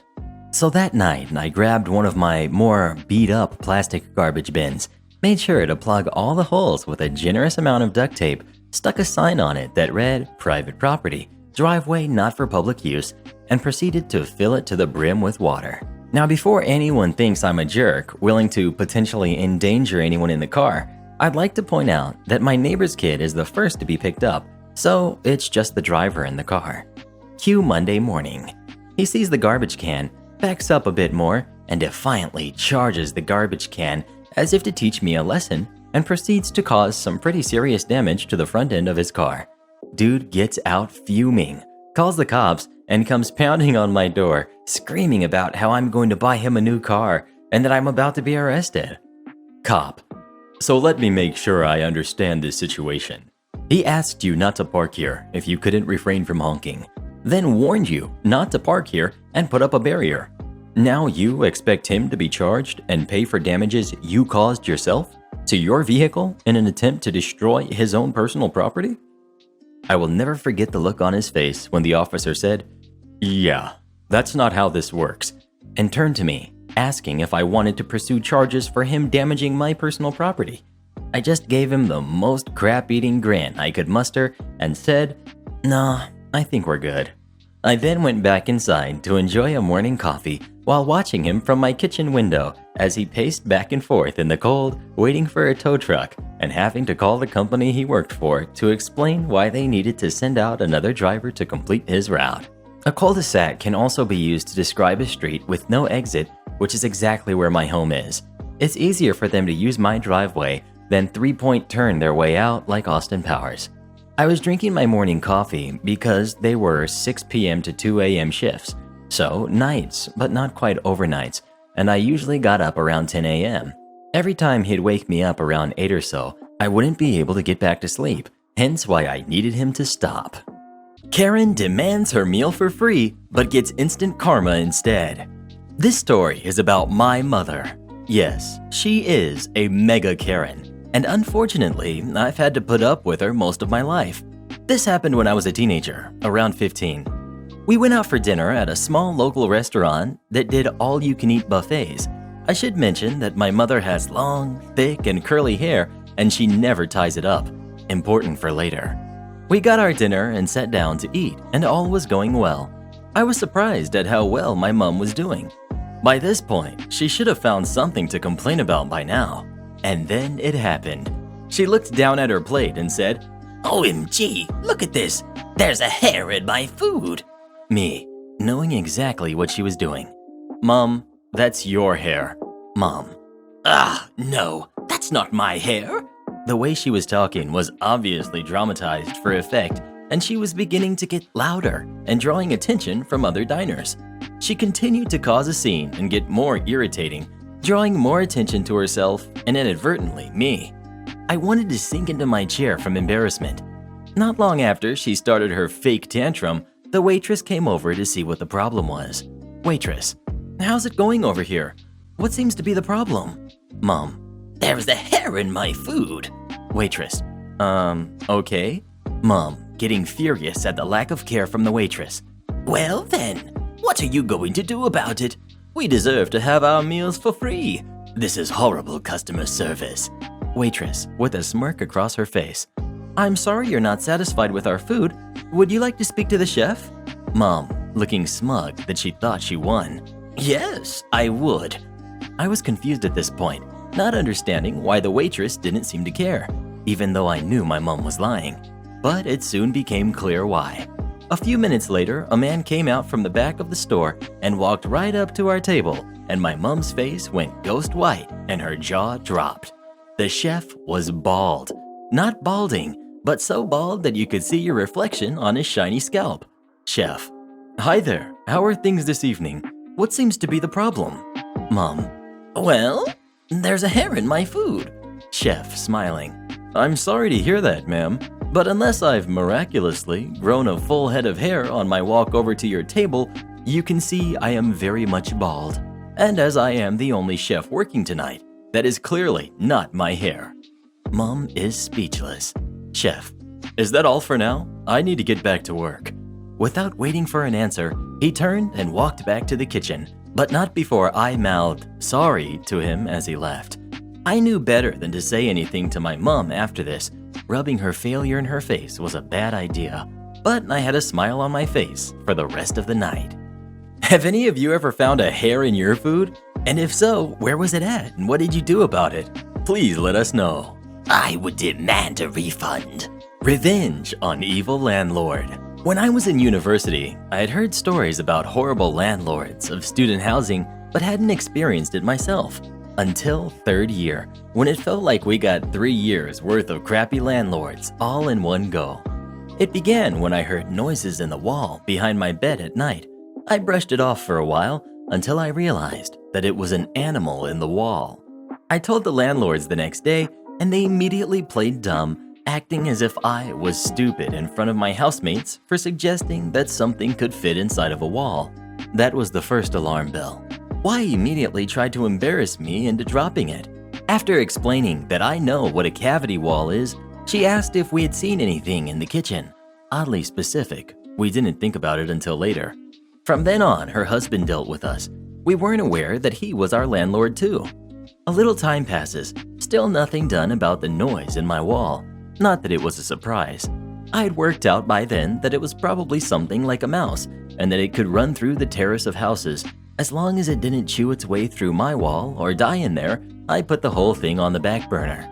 Until we were all sat in the living room and heard a thud in the kitchen, then squeaking. There was a giant rat in our kitchen.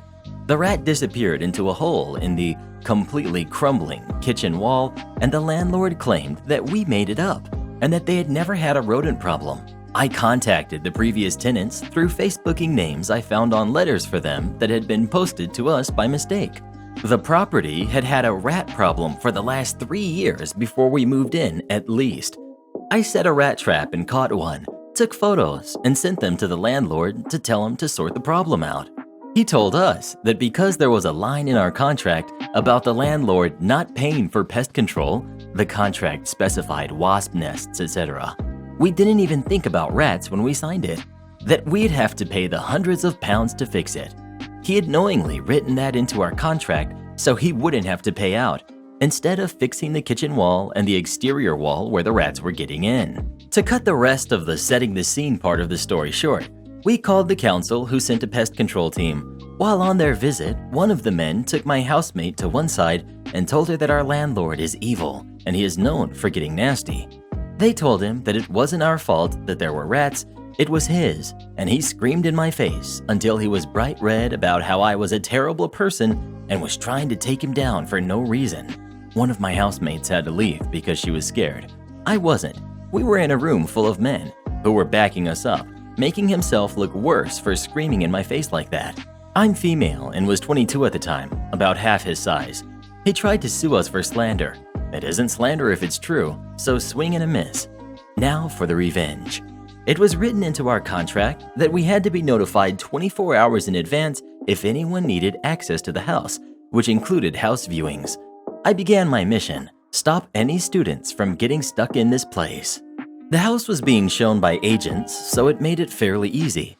I left the rat traps in prominent places, casually explaining why we needed them if asked, and if I felt I was being too subtle, making a fake show of, "Oh gosh, please ignore the rat traps.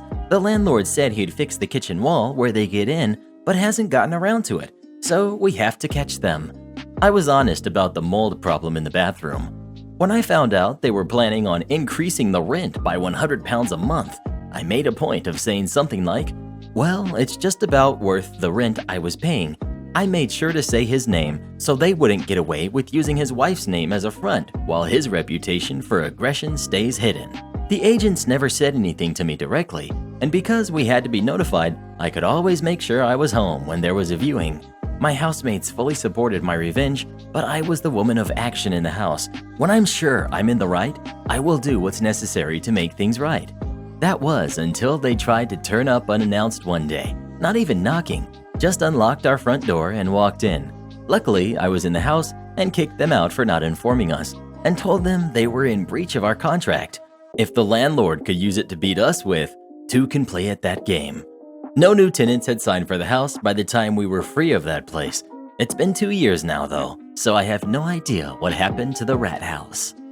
Speaking of rats, have you ever seen a rat or a mouse in your house? And if so, what did you do about it? Please let us know. I would call the previous owners and demand they come fix it. You owe me $1,200. When I was 17, I had purchased 10 ounces of silver from my high school art teacher. I believe I paid just under $20 for it. I had shown this to my mom when I came home from school. However, due to the way my father was treating me, I left home that night. I took my clothes, a few keepsakes, some books, and also the silver. I left quite a few belongings behind in a closet in my room, belongings that my parents refused to let me retrieve in later years. I got most of it back when they died, but things like the first Barbie in its original box and a Chatty Cathy doll were gone. But I digress. This was back in 1967.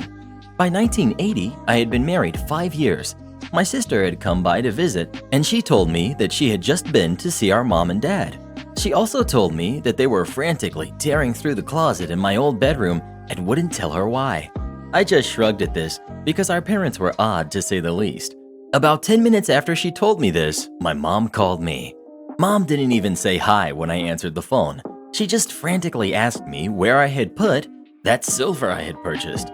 It took me a while to remember just what silver she was talking about. When I finally remembered, I told her that I had made all of that into jewelry over a decade before. This totally upset her. She screamed at me to stop lying. She said that they had been looking for that silver all day. I was still puzzled, so I asked her why. That is when she told me that the silver price was nearly $50 an ounce at that moment, and she knew that I had several ounces of it, and I needed to tell her where it was right now.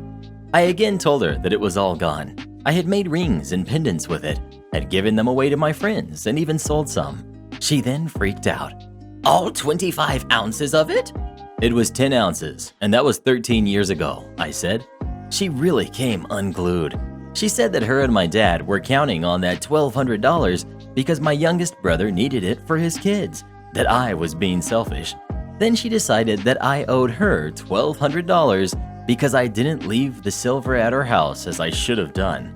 I reminded her that it wasn't 25 ounces, it was only 10, that I had purchased it with my own money, so it had been my property, and I owed her, my dad, and my brat youngest brother nothing at all. This angered her further. She told me that I will be hearing from their lawyer and then she slammed the phone down. She would have hated cell phones because you can't slam them. I never did hear from her lawyer, at least not that time. In fact, I never heard another word about that stupid silver. The price went back down just a day or so later. It had been a weird fluke that had made it soar in price like that anyway. I mean, you can't just go get instant market value for metals like that, can you? I wouldn't think a precious metals broker would want to risk their money on a fluke. I'm sure that her dread lawyer told them this as well as telling her she had no case, if she even talked to him at all. Which do you like more, silver or gold? Please let us know. I prefer platinum. Entitled aunt tries to get into the house, gets denied. My grandmother broke her leg, and for 5 years, my mother cared for her every day, despite my grandmother treating her like crap. Mom has 4 other siblings. One, entitled aunt, lives 10 minutes from grandmother and refused to help because it was just too far to drive, etc. Entitled aunt was constantly taking money from grandmother, and when mom would call her on her crap, she'd get mad and leave. Well, aunt decided to move out of state and didn't tell anyone she was going, which broke grandma's heart because entitled aunt was her favorite. So entitled aunt makes no effort to call, check up, anything on grandmother, and when grandma gets put in hospice, actually says, "My granddaughter is getting married for the 3rd time, so I'll see mom then." Said granddaughter wasn't getting married for a month. Anyway, grandma holds on. Aunt keeps calling other aunt and uncle, never mom, and asking for updates, and when they don't have any, she tells other aunt, Okay, you need to tell me when she's close because we need to go through the house and really search it because I know there's money in that house. This gets relayed to my mother through non-entitled aunt. So when grandma actually died, we weren't expecting her to show up. Guess what? She was on her way ASAP. So aunt is hauling butt to the house because we all know entitled aunt is on her way. Entitled aunt gets there with entitled cousin, and I very politely greet them and inform them that entitled aunt cannot come into the house. This starts a massive fight because cousin is the type to A, blow things out of proportion, and B, literally push her way into the house like what we say means nothing. I shut her down right there, preparing to be attacked. Mom eventually comes out, and it continues the fight where aunt is screaming, Why can't I come in? Mom yells back, because you didn't give a crap about mom when she was alive, so you sure as heck don't get to come around now that she's gone. Aunt calls me scum, tells mom she raised scum, and cousin gets back into the car threatening me by saying that when other aunt arrives, she will let them in. Newsflash, she didn't. They called uncle. He told them he didn't give a hoot and hung up on them. So now cousin is threatening to call a lawyer and have us sued for what she claims is her mother's rightful inheritance, which she was given but threw back at me like a little brat. Didn't hurt much. It was only $5. Have you ever had any entitled aunts or uncles? And if so, what do you do about it? She did nothing wrong. Give her her inheritance. Entitled mom complains about our neighborhood the day she moves in. This story is still going on. She is still complaining about our peaceful neighborhood. Here's the background tea. My neighborhood is 2 minutes away from one of the best, but not well-known, national parks. That park being the Wikiva River. Seriously though, there's a mini water park at the center of the river. It's amazing. Because we live so close to a national park, we tend to get deer, black bears, alligators, frogs, snakes, etc. I've lived in that neighborhood for around 5 years. It's quiet and small, and all of the dogs are calm boyos. Now you know the background tea, here is the real tea. Cast. We've got my dad, who manages most of the neighborhood. We've got entitled mom. We've got dad's friend, who also manages the neighborhood. I don't get involved in this story, by the way, but I will answer questions, I guess. Before we start, dad has a chat with the realtor of the house, and the realtor says that she is quite entitled. Uh-oh. Entitled mom moves in the last open plot of the neighborhood, which is right next to my house. Dad emails entitled mom the welcome letter, which includes the stuff that would be appearing, such as the wildlife, and that it is frog mating season, so frogs will croak their heads off for babes. Entitled mom, of course, moved into the house next to the second largest lake in our neighborhood. Plus, she didn't read the letter, which means she has no clue that alligators like to vibe near the lake. After she moves in with her toddler and yappy dogs, complaint number 1 rolls in. Entitled mom. The frogs are too loud and I can't sleep. Make them stop. Dad basically does a mental facepalm, realizing she has not read the welcome letter at all. Dad soon explains to her that it is currently mating season for the frogs, and that frogs will start appearing everywhere around the neighborhood as they mate. A couple of days later, an alligator decides to chill near the lake closest to her house. It is a small alligator, probably 3 feet long. The alligator seems like the skittish type and most likely will not do any harm. Because of this, complaint 2 rolls in. There is an alligator near my house. It's going to eat us. Take it away. Of course, the alligator is quite small and will do no harm unless the kid or dogs do something harmful to it, such as throwing a rock at it. Dad talks to his friend about the situation and decides that the alligator will not be removed unless it poses an actual threat. Entitled Mom did not like this, by the way. Complaint number 3 rolls in, which is an utter lie. OMG, the alligator approached me. It needs to be removed, now. Dad becomes quite annoyed and talks to his friend about how she made a complaint about the calm alligator. Entitled Mom clearly lied to Dad and his friend to get them to remove the alligator when the alligator is legit just vibing peacefully. Of course, the dilemma is still taking place, so I might repost an updated version of this. Wait until she sees a hawk, deer, or a bear. Do you like nature and wildlife, or do you try to stay as far away from it as possible? Please let us know. She has every right to have them take that alligator away. Karen needs her very own checkout lane. This happened several years ago. I was shopping at Garden Ridge, which sold household items, decor items, gifts, and craft supplies. It was a huge store with 2 entrances and 2 sets of checkout lanes, 1 set at each entrance. I was casually shopping when a round woman in her 50s or 60s got right in front of my cart. She glared at me, and I tried to go around her, but stopped me again, saying, "You gonna help me or not?" I said, "What?" "I need a register open so I can check out." I looked at her, astounded. I said, "I don't work here, but there are registers open at the other entrance." To which she replied, "I don't want to walk to those registers. Now open one and check me out." I looked her in the eye and said sternly, "I don't work here." She threw her hands up in the air and started to walk away. As she was walking away, she turned and yelled at me. "This isn't over." I ignored her. I grabbed the last couple of items I needed and headed to the register/checkout. I noticed the line was not moving, and I could hear that awful woman's voice. She was arguing with the cashier. The cashier called a manager. Other people waiting in line were getting impatient, and it was showing. The manager arrived and instructed the cashier to open another register so that the rest of us, the sane people, could check out. "How come you open a register for them, but not for me?" The awful woman yelled at the manager. He replied, "Ma'am, you're at an open register now. What can I help you with?" "I wanted a register open at the other door, and one of your workers refused to do it. She kept babbling nonsense." I raised my hand and got the manager's attention. The awful woman looked over at me at the same time the manager did. "It was her. She wouldn't open a register for me. Then she lied and said she didn't work here," shouted the awful woman. "Ma'am, she doesn't work here," the manager said. "Are you going to help me or not?" she yelled. "I'm trying to help you, ma'am, but you haven't asked for something that I can help you with. If you want to check out, then I'll check you out." The awful woman huffed and puffed and started angrily putting her items on the counter. I was nearly done paying for my items at the other checkout lane when she was done paying for hers. The manager handed her the receipt and told her to have a nice day. As the awful woman was walking towards the door, she paused and shouted, "I guess customer service is dead here." The manager shouted back, "Ma'am, you can call corporate and get it out of your system.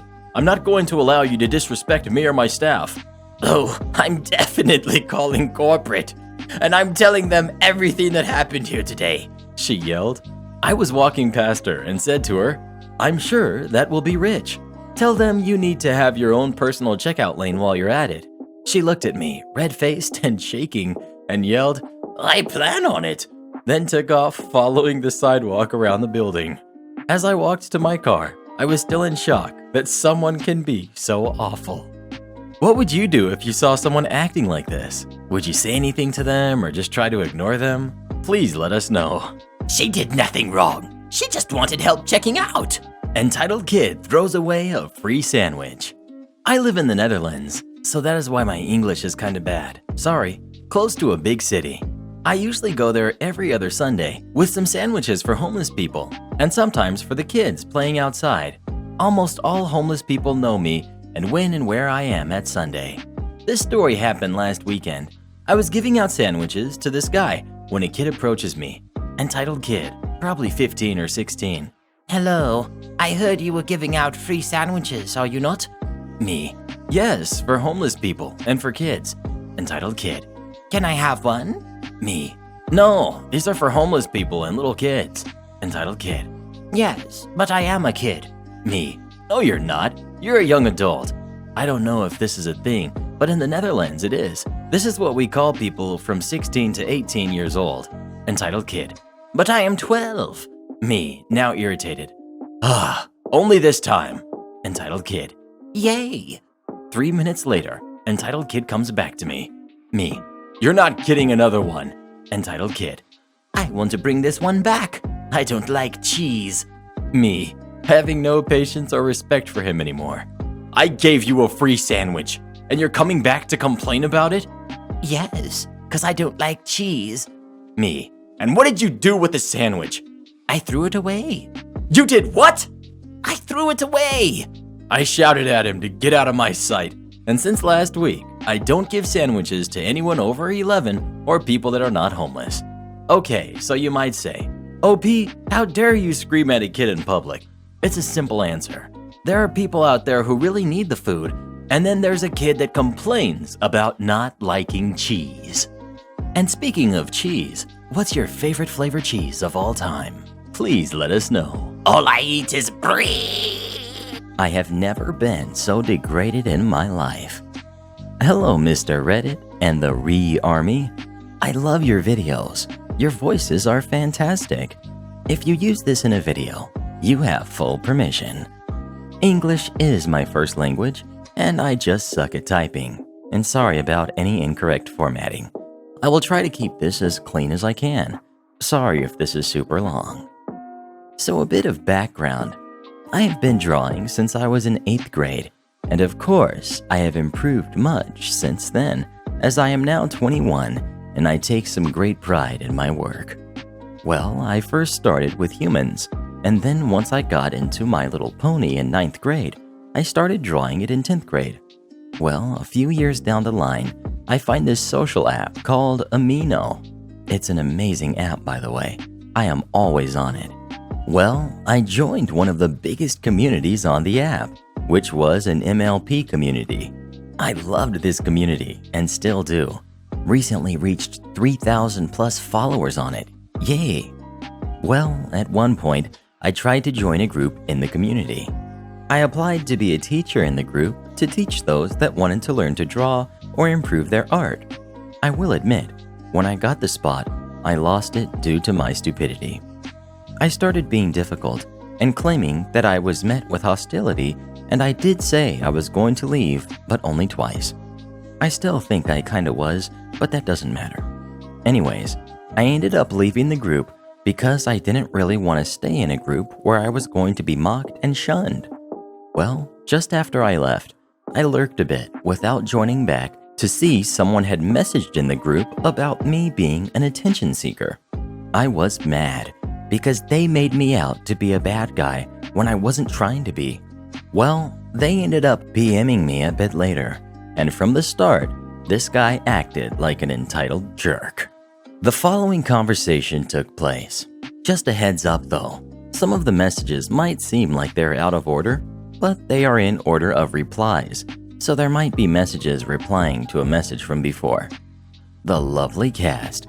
We've got HG, me, and we've got Entitled Jerk. Entitled Jerk messaged me first. Can I tell you something about what art really is? Sure. And by the way, you are wrong about me. I wasn't seeking attention, and I wasn't trying to brag. I was just annoyed that I was met with animosity. I'll let you tell me if I can tell you what art is to me. He was quiet for a few, so I asked, you there? Yes, but telling you'll leave several times is kind of attention-seeking. I said it twice, only twice. That's still much. You need to get yourself together and actually listen to their criticism. What the heck, jerk? I wasn't going to keep myself in a group where I am not welcome. I don't need that kind of stress. You're far inexperienced at art. Gee, thanks for the vote of confidence. You need to listen and actually look for flaws in your art. You'll improve faster. I've only been drawing for 7 months, and I learned all that simply by taking criticism. How many times do I have to tell people that I have a lot to learn? I am taking an art class. I am in it right now, in fact. I already doubt my skills as is. I don't want more of a reason to. I am self-taught. There are a lot of basics I didn't learn. I have been drawing for 5 to 6 years. I started in 8th grade. This happened back when I was taking a college drawing class. Many of us are self-taught, but we tried to find flaws and look for every place where improvement was needed. You have misunderstood how art is supposed to be, how you're supposed to get better. You want to see how bad I was? I started with drawing humans. I don't want to. It was bad, I can tell you. Okay. Hair came from the middle of their foreheads, but now I draw way better than I did 5 to 6 years ago. Like even the ponies I draw now. I couldn't draw what I draw now about 3 years ago. I had only been drawing ponies for 3 years at this point. I draw way better than from 7 months ago. There's a huge improvement. You've drawn ponies for 3 years, but you still haven't learned their anatomy properly? And how have I not?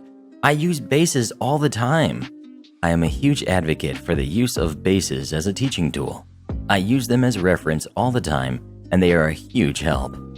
Entitled Jerk sends a screenshot of one of my drawings. Base? I've never seen a base with those legs or bots. I interpret bases. Art is up to how you see it.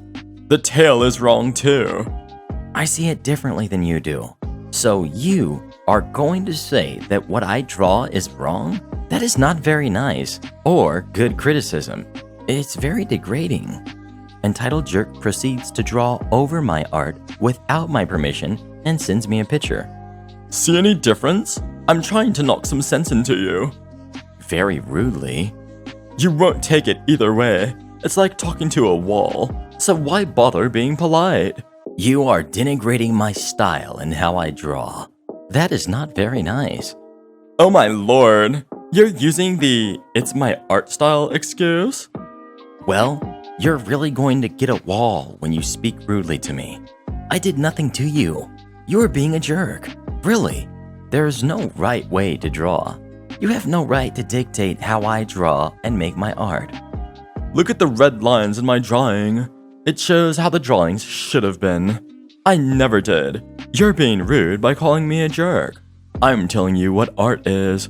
You're ignoring me when I am trying to knock some sense into you. You were rude first. I never called you a jerk. So what?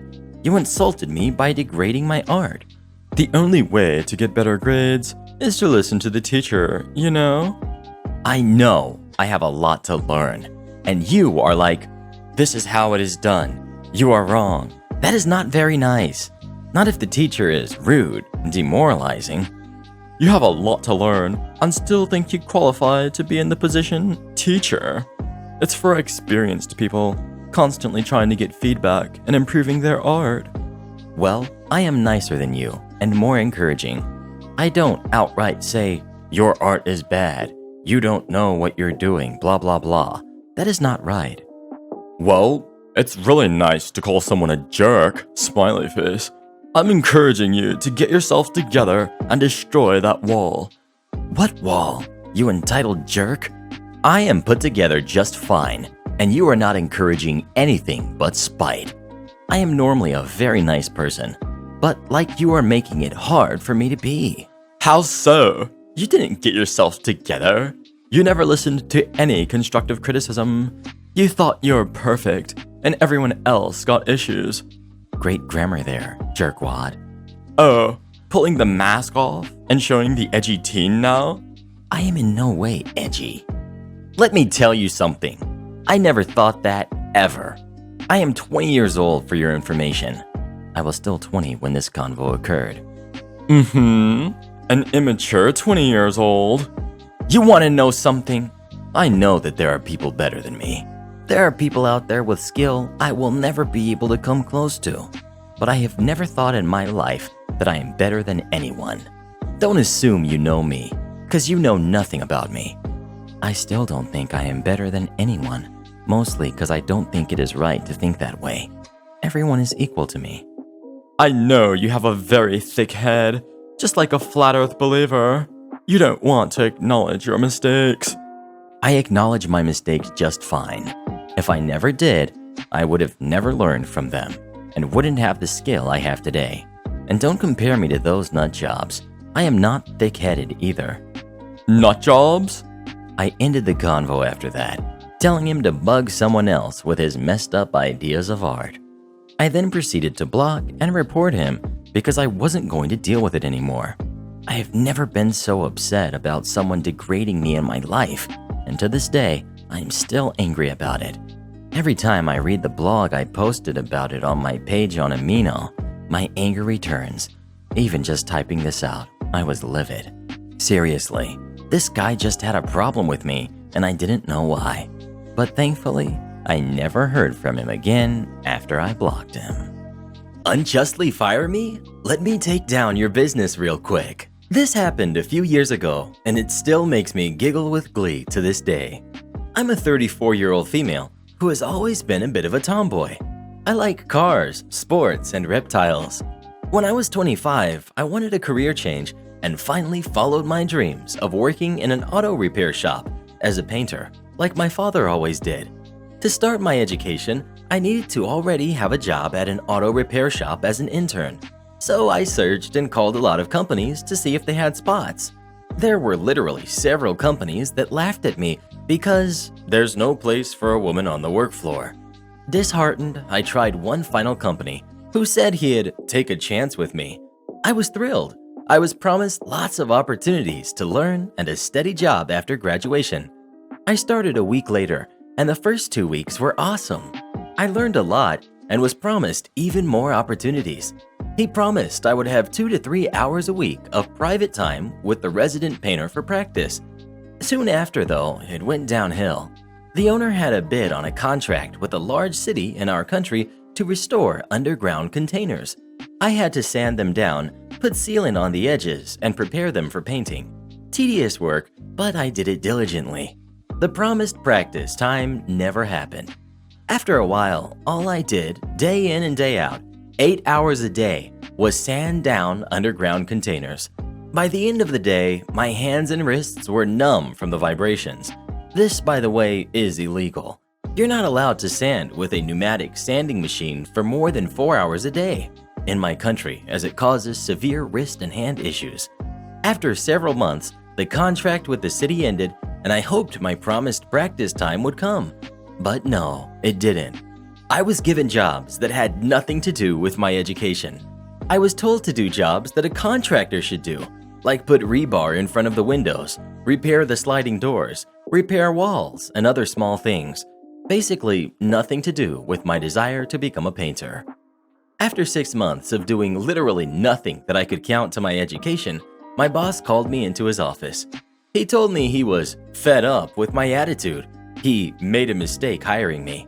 I was fired on the spot. I was heartbroken and cried the whole way home. I didn't get it. I put 110% into my job, working hard, always on time, staying late if needed, and never complained. I didn't understand what happened and was pretty down for a while. However, several days later, I found out I was pregnant, which helped me get over my downness. We had been trying for over a year, so we were ecstatic. When the time came that my final paycheck should come in, nothing happened. A week after it normally came in, I called, but was told to not complain and it would be transferred shortly. 2 weeks later, still nothing. Called again and got a very irate boss on the line, yelling at me and calling me things I will not repeat here. I was fed up and contacted my lawyer. Here comes the revenge. In my country, there's apparently a few laws that my boss broke without me even knowing about them. First, you're not allowed to fire somebody without reasonable cause. You need to document bad behavior and give the employee a write-up. After 2 write-ups, you're allowed to terminate. My boss never did this.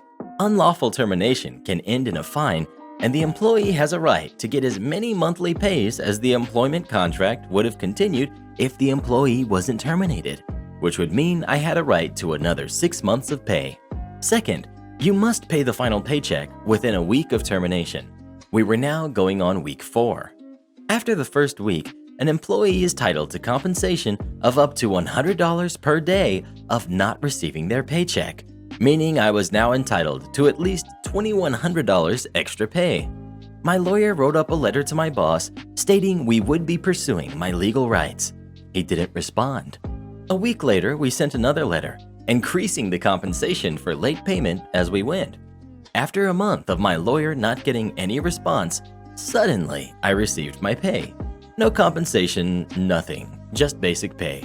My lawyer recommended to go to small claims court, and so we did. Mind you, it takes about 3 months before you can appear before court. He didn't even show up in court, but sent a statement through his lawyer saying how I was a horrible employee, blah blah blah. However, he had no proof whatsoever, but I did. I had my performance reports from 1 month into employment and 4 months into employment, and they were stellar. The judge saw right through my boss's BS and awarded me 6 months of pay, $12,000, 4 months of late payment compensation. This is because he didn't pay the full amount my lawyer requested, as was my legal right, about $12,000. Legal fees, now about $3,000. I was paid the same week. He was then also charged with a fine for violating employment laws. He had to pay $50,000. This resulted in the Employment Bureau, this agency makes sure companies comply with employment laws, etc., investigating the company. They discovered the building I worked at was unsafe. The foundation was unstable. Walls were crumbling and tilting. He was told to make repairs or they would close him down within a month. By accident, they discovered he was also cheating on his taxes, so IRS got involved. He got charged with embezzlement and tax evasion for both his companies. He had to pay back all taxes he evaded, plus a 100% fine, coming to a staggering $250,000 over several years. He didn't have that kind of money, and after struggling for about 2 months, which resulted in him not paying his other employees, he went belly up. Both businesses shut down, and the building I worked at even got demolished. 10 years later, it's still an empty plot, and if I ever feel put down by somebody, I take a short time to drive to that place, and it reminds me, karma will eventually step in. Have any of you ever had a boss who is treating you very badly? If so, what did you do about it? Please let us know. The boss is never the problem. It's always the lazy employees. If I ask for it, I can obviously afford it. I work at a breakfast diner as a host, which means that I manage guests at the front lobby and assign them to a table and server, and will also take care of any and all to-go orders. Predictably, I've been restricted to only handling to-go orders as of late. It's been hectic, but I've been scraping by.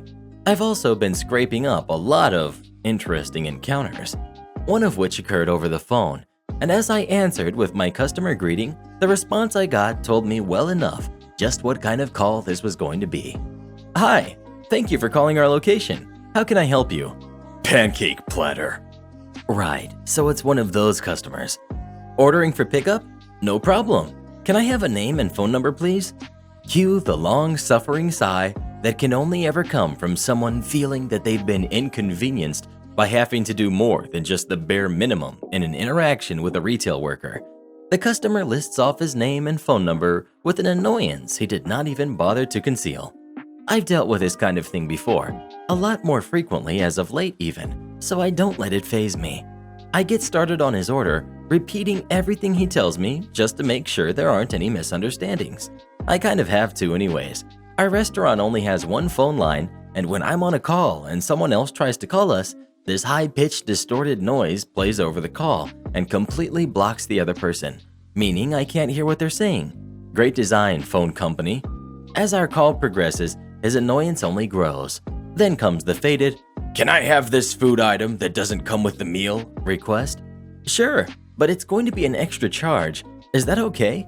I must have accidentally cussed him out without realizing, instead of telling him about the upcharge I thought I was talking about, because he suddenly got very hostile with me. If I didn't think I could afford it, I wouldn't have asked for it. You think I care that it's extra? I just want my dang food. Okay then, that stunned me.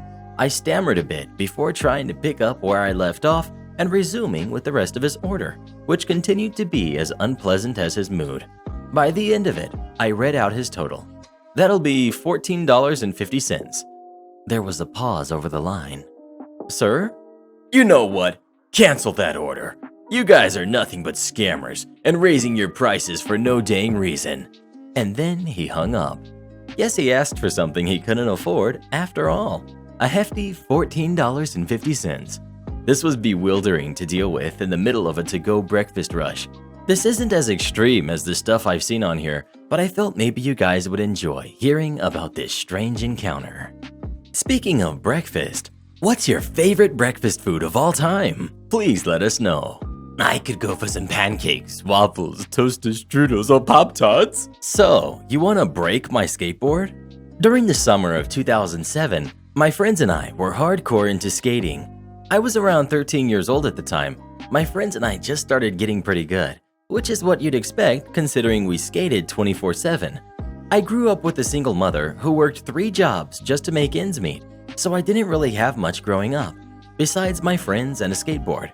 It was my birthday early that summer, and one of my friend's parents, they essentially raised me, bought me a new skateboard, which meant a lot to me, considering that's all I got that year. In my neighborhood, there was this curb which came in from the street and wrapped around a tree and dumped back into the road. Once we figured out we can grind around this, that's all we did if we weren't at the skate park or doing God knows what else. Well, the problem with this curb is that it was in front of the neighbor's house, who was known across the neighborhood as being the typical annoying, nosy, and complaining sack of potatoes. Anyways, one day my friend and I are skating the curb like we nearly did every day that summer. But this time, he came out and confronted my friends. Unfortunately for me, I didn't see him, and I was coming flying in to hit the curb. Last second, I see him and bail from the curb, and my board landed right in front of him. With one fell swoop, he planted his foot directly through my board, and just like that, my birthday gift is broken. Fast forward 3 years, and I have a new stepdad who made life that much better, and I actually started to have a relationship with my mother and him. During that summer, I was helping my stepdad and his car garage, helping fix and service cars and a bunch of stuff. Then one day, the man who broke my board came in and needed help with his car. As soon as he saw me, he reminded me about what he did to my board, in a joking-like fashion, like what he did was funny.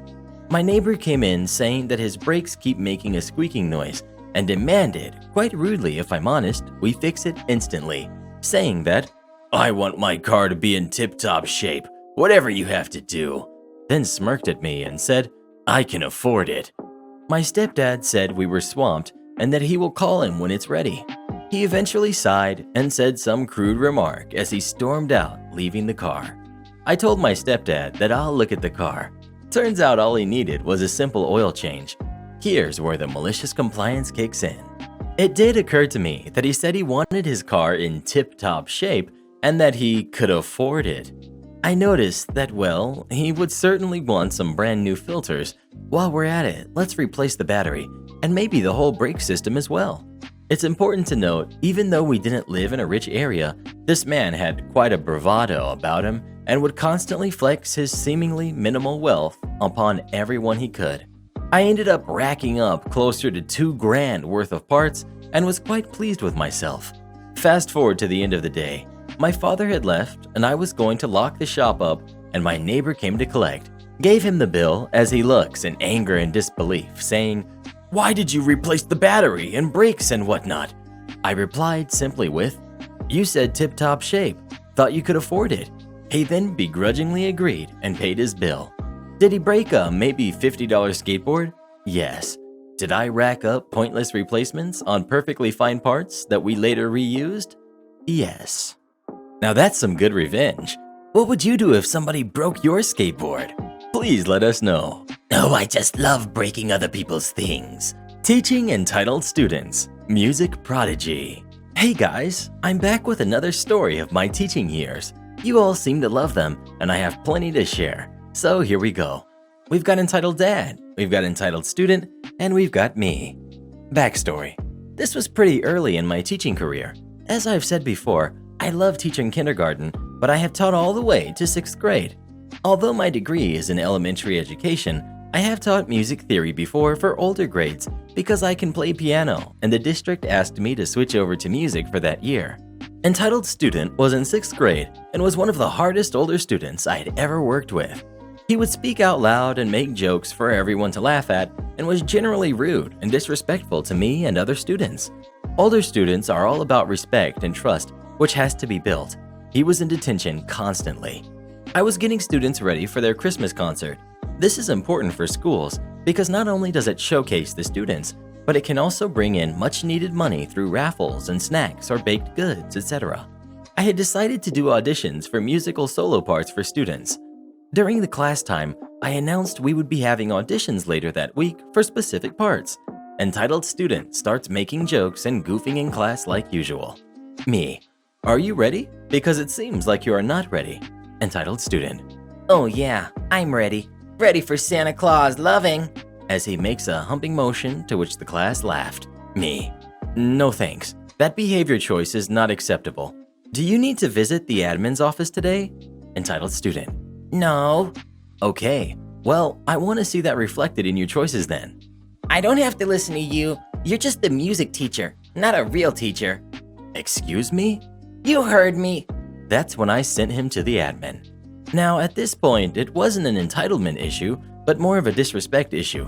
Then the next part of this story happened, which blew my mind. Later that day, I happened to see Entitled Student, who sheepishly asks if he can audition for the solo part for the concert.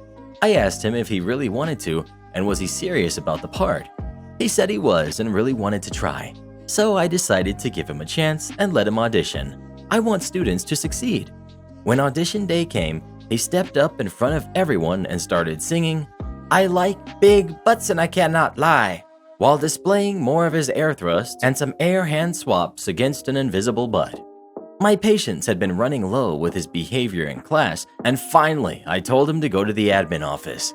I then announced the solo winners later that day and went on with my classes, etc. The next day, Entitled Dad requested a meeting with me and his son to discuss some very bothersome news. Entitled Dad. I am here because my son has informed me that you do not want him to get a solo part in the Christmas concert. Me. He has to audition for a part. If he auditioned, he may have had a chance to get a part. Entitled Dad. He told me he did audition, and you didn't give it to him. Me. Actually, he didn't audition. He just got up and sang "I like big butts." Entitled Dad. That's a song, isn't it? Well, yes, it is, but it's not appropriate for a Christmas concert audition. I had 2 of the solo pieces handed out for students to use because those were the parts that were open. Entitled Dad. So what? Now, you're the person in charge of saying what is okay and what is not. That is censorship, and I will not have my son, who's the best singer here, lose a solo because you feel the need to censor him. He deserves that part. Me. I'm sorry, but I have already chosen the parts for other students. He could have had a chance if he actually auditioned. Also, it's my job to make sure he's not distracting the class or making them uncomfortable. If his behavior does that, then he will get sent out. How dare you treat my son this way? No wonder he hates music class. I am taking this to the admin. Luckily, this admin was very well aware of the student's behavior, considering he was always in her office from other teachers as well as myself. After telling her what happened, she said this parent was making trips to the school at least twice a month to demand that we treat his son better. I let him audition again because I was asked to, but he didn't come to the audition time. He said he didn't care anymore about the solos. I found out a few years later that the Entitled Dad sent his son to a gifted school because he thought he was not getting his gifted needs met. From what I understand, he was kicked out of the gifted school and then sent to a different public school.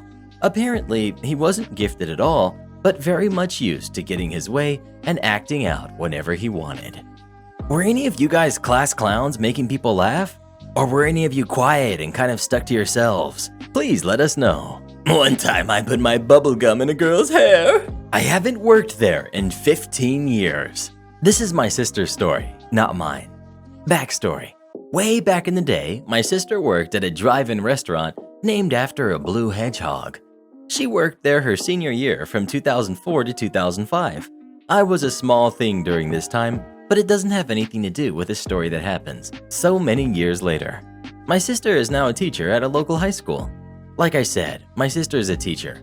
It was December when this happened. She was getting ready for finals and also getting stressed at the same time. My sister called me up and asked if I wanted to go to the mall that weekend. The weekend rolls around and we go to the mall. We stay at the mall for a couple of hours.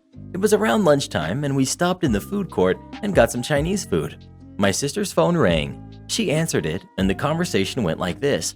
Keep in mind, it was only one-sided. Sister: hello? What? No, I think you have the wrong number. Yes, I am sister's name. But no, I cannot come. Why not? Well, 1, it's Saturday and I am a teacher. Look, I don't know how you got this number, but I don't work there. Don't call me again. I looked at my sister as she hung up and asked what was that about. Me: what was that about? Sister: that was the restaurant. You know, the one I used to work at in high school? They called saying I was on the schedule. Me, trying not to laugh. Why the heck would your name be on the schedule? You haven't been there since I was 8. We're 10 years apart. She got the job there when I was 7 and left when I was turning 8. Sister: I know, right? We continue our lunch without further interruption. Later that week, my sister had contacted the manager of the restaurant she used to work at. Since the time she had been there, the restaurant had changed managers several times. She called the manager up and the conversation went like this from what she told me. Sister: hi, I would like to speak to the manager, please. The manager comes to the phone. This is the manager. Is there a problem? Sister: yeah, I was wondering why you still had my information from over 15 years ago. Manager: excuse me? Sister: well, you called me on Saturday, remember? Saying I had to come in? Look, I just wanted to tell you that information is no longer valid. I am 32 years old. I don't live in that town anymore. I haven't lived there since I was 18. I'm a teacher. I want you to throw out that information, okay? Manager: well, this is your name, right? Look, I have your information right here. Sister is beyond done with the manager. Sir, I'm trying to be nice. Look at the address. That is not my home address. I haven't lived there since I was 20. My home address gives her home address. Manager: well, I don't know what to tell you. I have your information right here. If you don't come in, I'm going to fire you. This has been going on long enough. Sister: I don't care. Just get rid of my information. She hung up after that. My sister didn't hear back from the manager until a few weeks later, and he told her that he was sorry there was a huge mix-up. When my sister left the restaurant in 2005, they were switching over to computers for their recording, and somehow her information was never deleted and was kept in the computer for a good decade. He didn't know how her information came again after so many years. He just assumed that she was the new girl he had hired who had a similar last name to hers, but only showed up a couple of times to work. After that, she never heard anything from that manager, but she said that she got flashbacks from her time at that restaurant and vowed to never go back there again. Speaking of the Blue Hedgehog restaurant, what's your favorite fast food place of all time? Please let us know. I could go for some McDonald's myself. You want everything to be on time? Then I will update you every possible moment. When I was an intern doing my general surgery rotation, I started having problems with a man I will call Dr. Dino, an anesthesiologist that had been around in our hospital since the Jurassic period and refused to retire for some unknown reason. For context, I did my practices in a small town hospital that didn't do a lot of surgical procedures, and about 80% of those were low-level urgencies. Thus, the surgeons and anesthesiologists did 24-hour shifts in 2 to 3 day intervals. What was the problem then? Dr. Dino hated doing his work. The only way he would not complain about surgeries was if they were done before 10 a.m. and if he received a 1-hour notice. In any other scenario, he would start complaining that us, the interns, basically the main administrative workforce in that place, were too lazy, too slow, and spent our time doing nothing.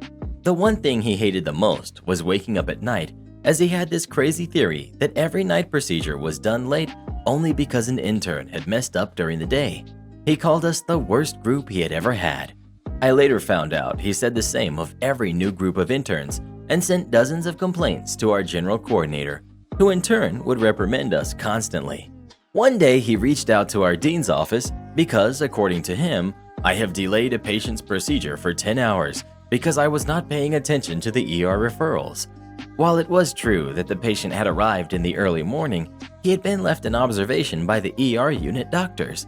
They were only able to reevaluate him at noon, 7 p.m., because they were full of work that day, and that was the moment I got their referral. Taking into account the time it took me to check his medical record, present it to the surgeon, and do the paperwork, and for the nurses to take him to the OR, the guy was starting his surgery at 9 p.m.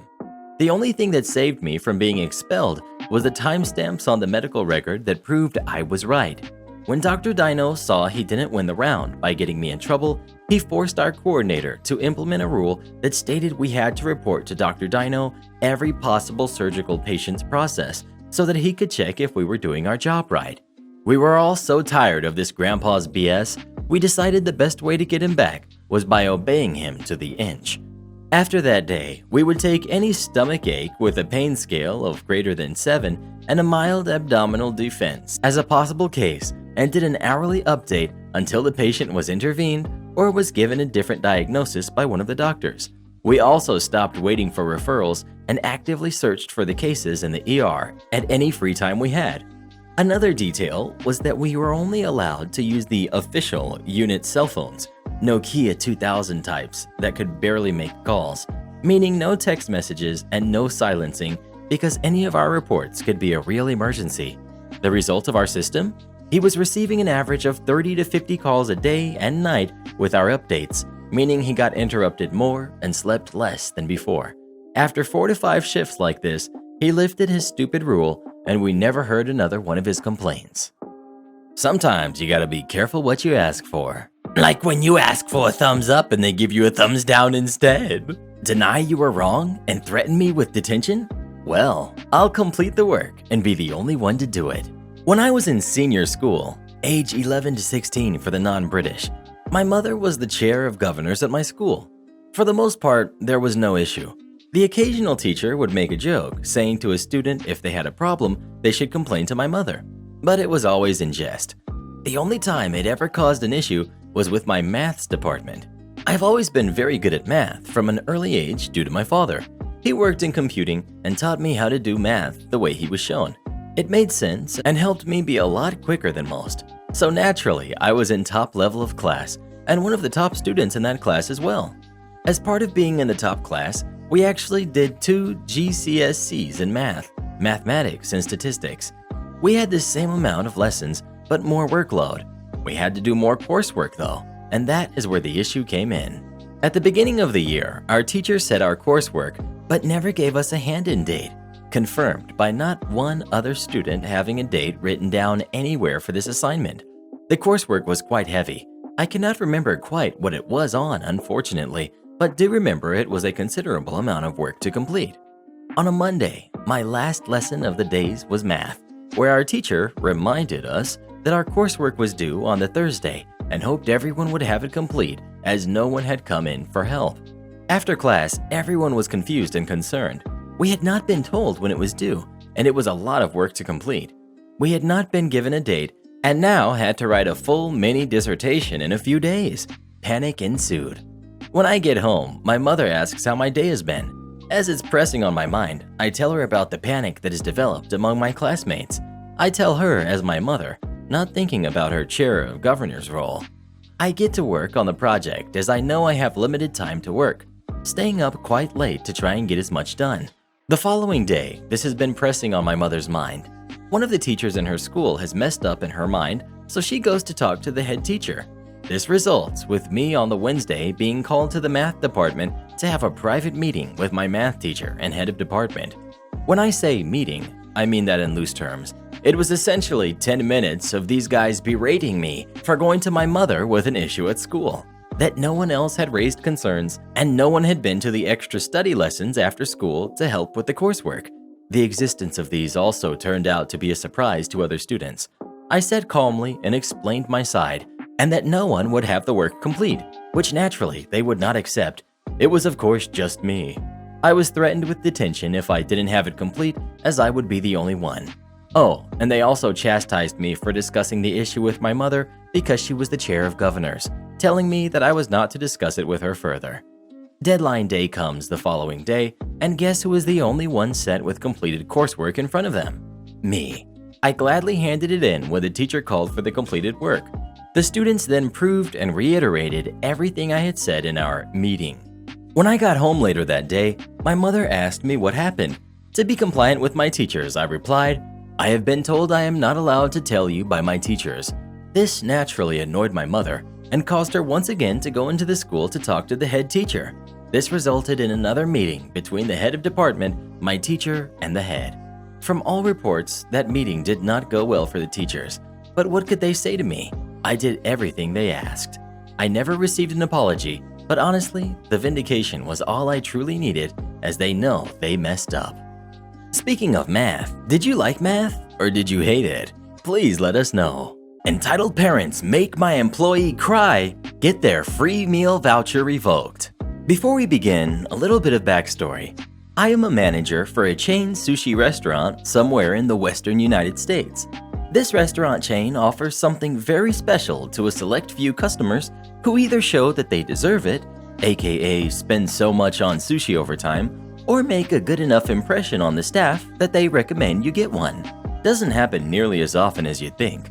A set of platinum chopsticks that entitles you to as much free sushi as you can stuff your gut with. The cast. We've got entitled mom. We've got entitled kid. We've got the father, whose sanity I question for staying with this lady. And we've got the employee. The day started off like any other day.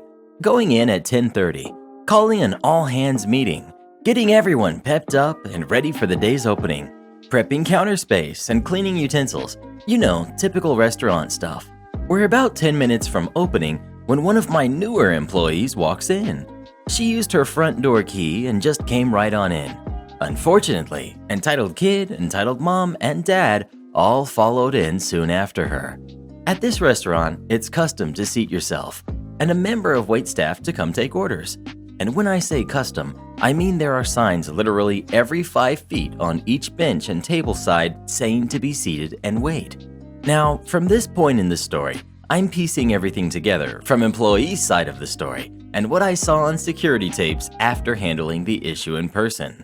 The trio walks in. Instead of being seated, walked directly up to the cashier's desk, which there's nobody currently at because we're still 5 minutes from officially opening. Entitled mom.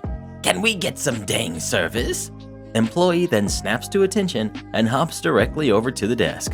Entitled mom. I want my free sushi, and I want it now. She then slams the platinum chopsticks on the counter and starts spouting off everything on the menu she wanted. Employee verifies that these are her chopsticks with some difficulty.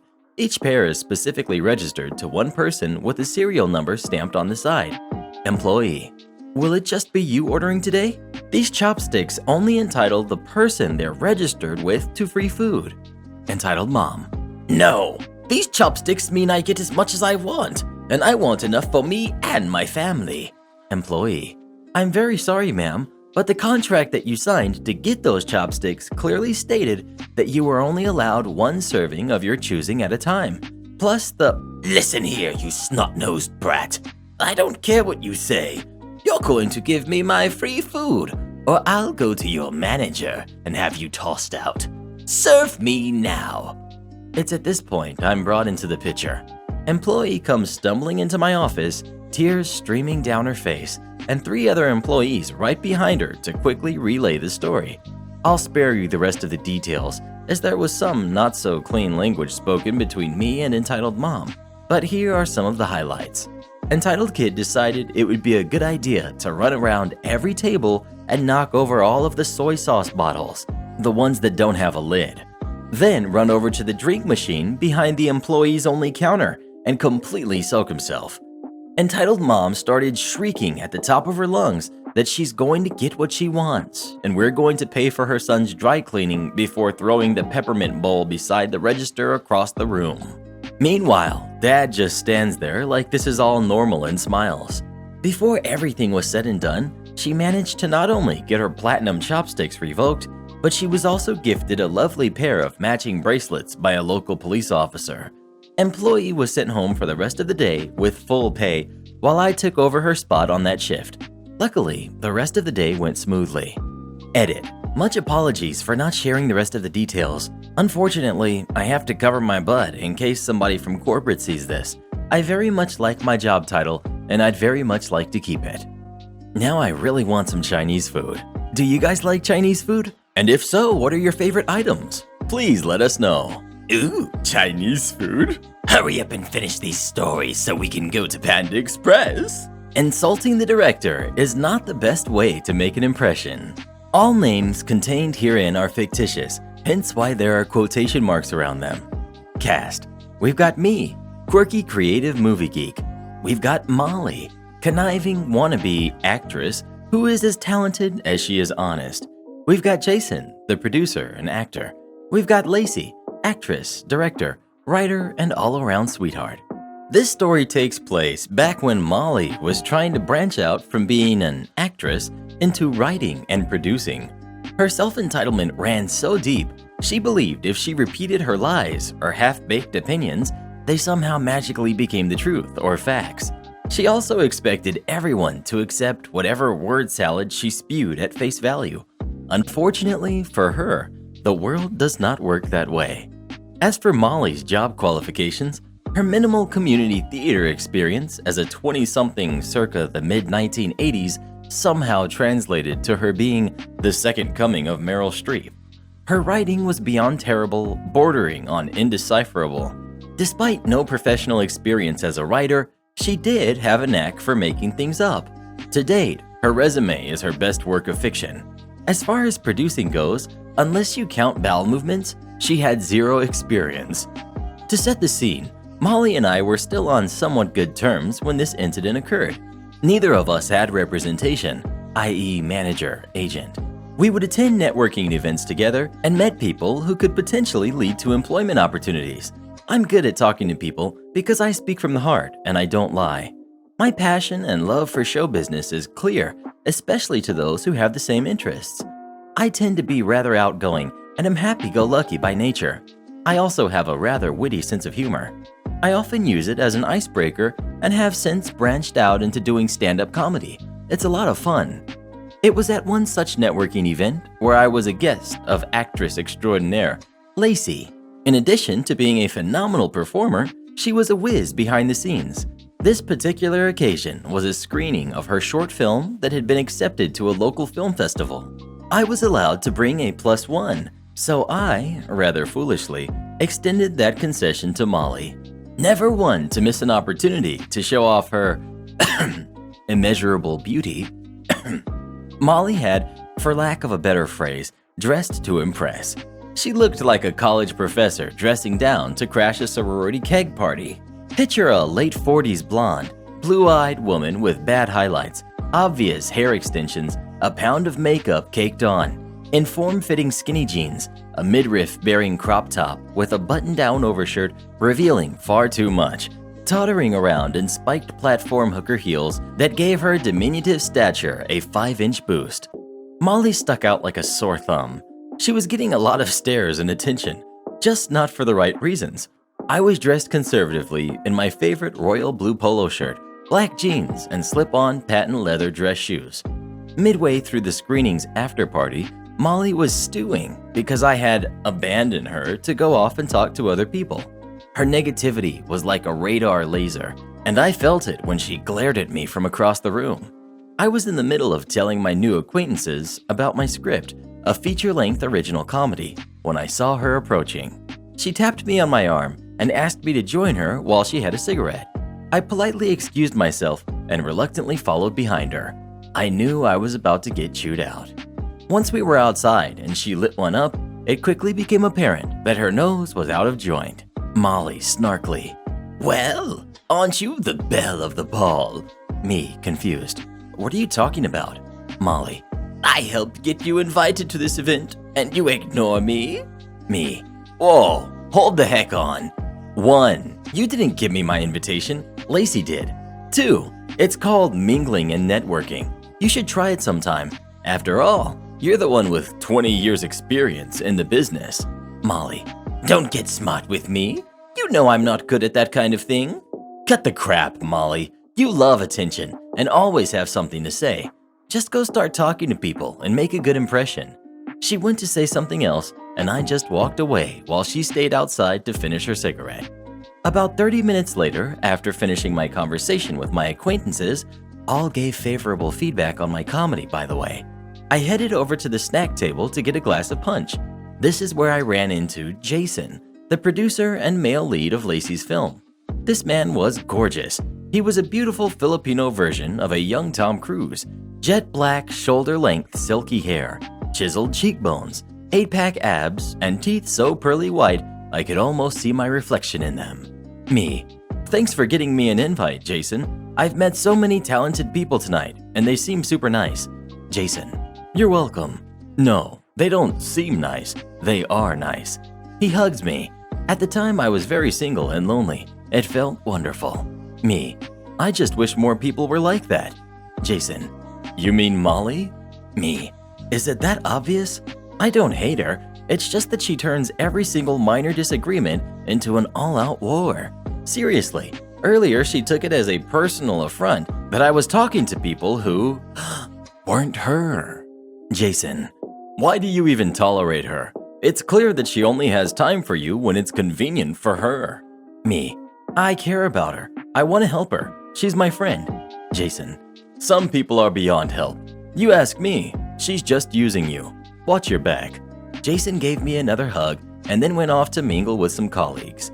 I finished my punch and was off to find Molly. I saw her talking to the lady of the hour, Lacey. She was in the middle of an animated discussion about the film she had just seen, Lacey's film.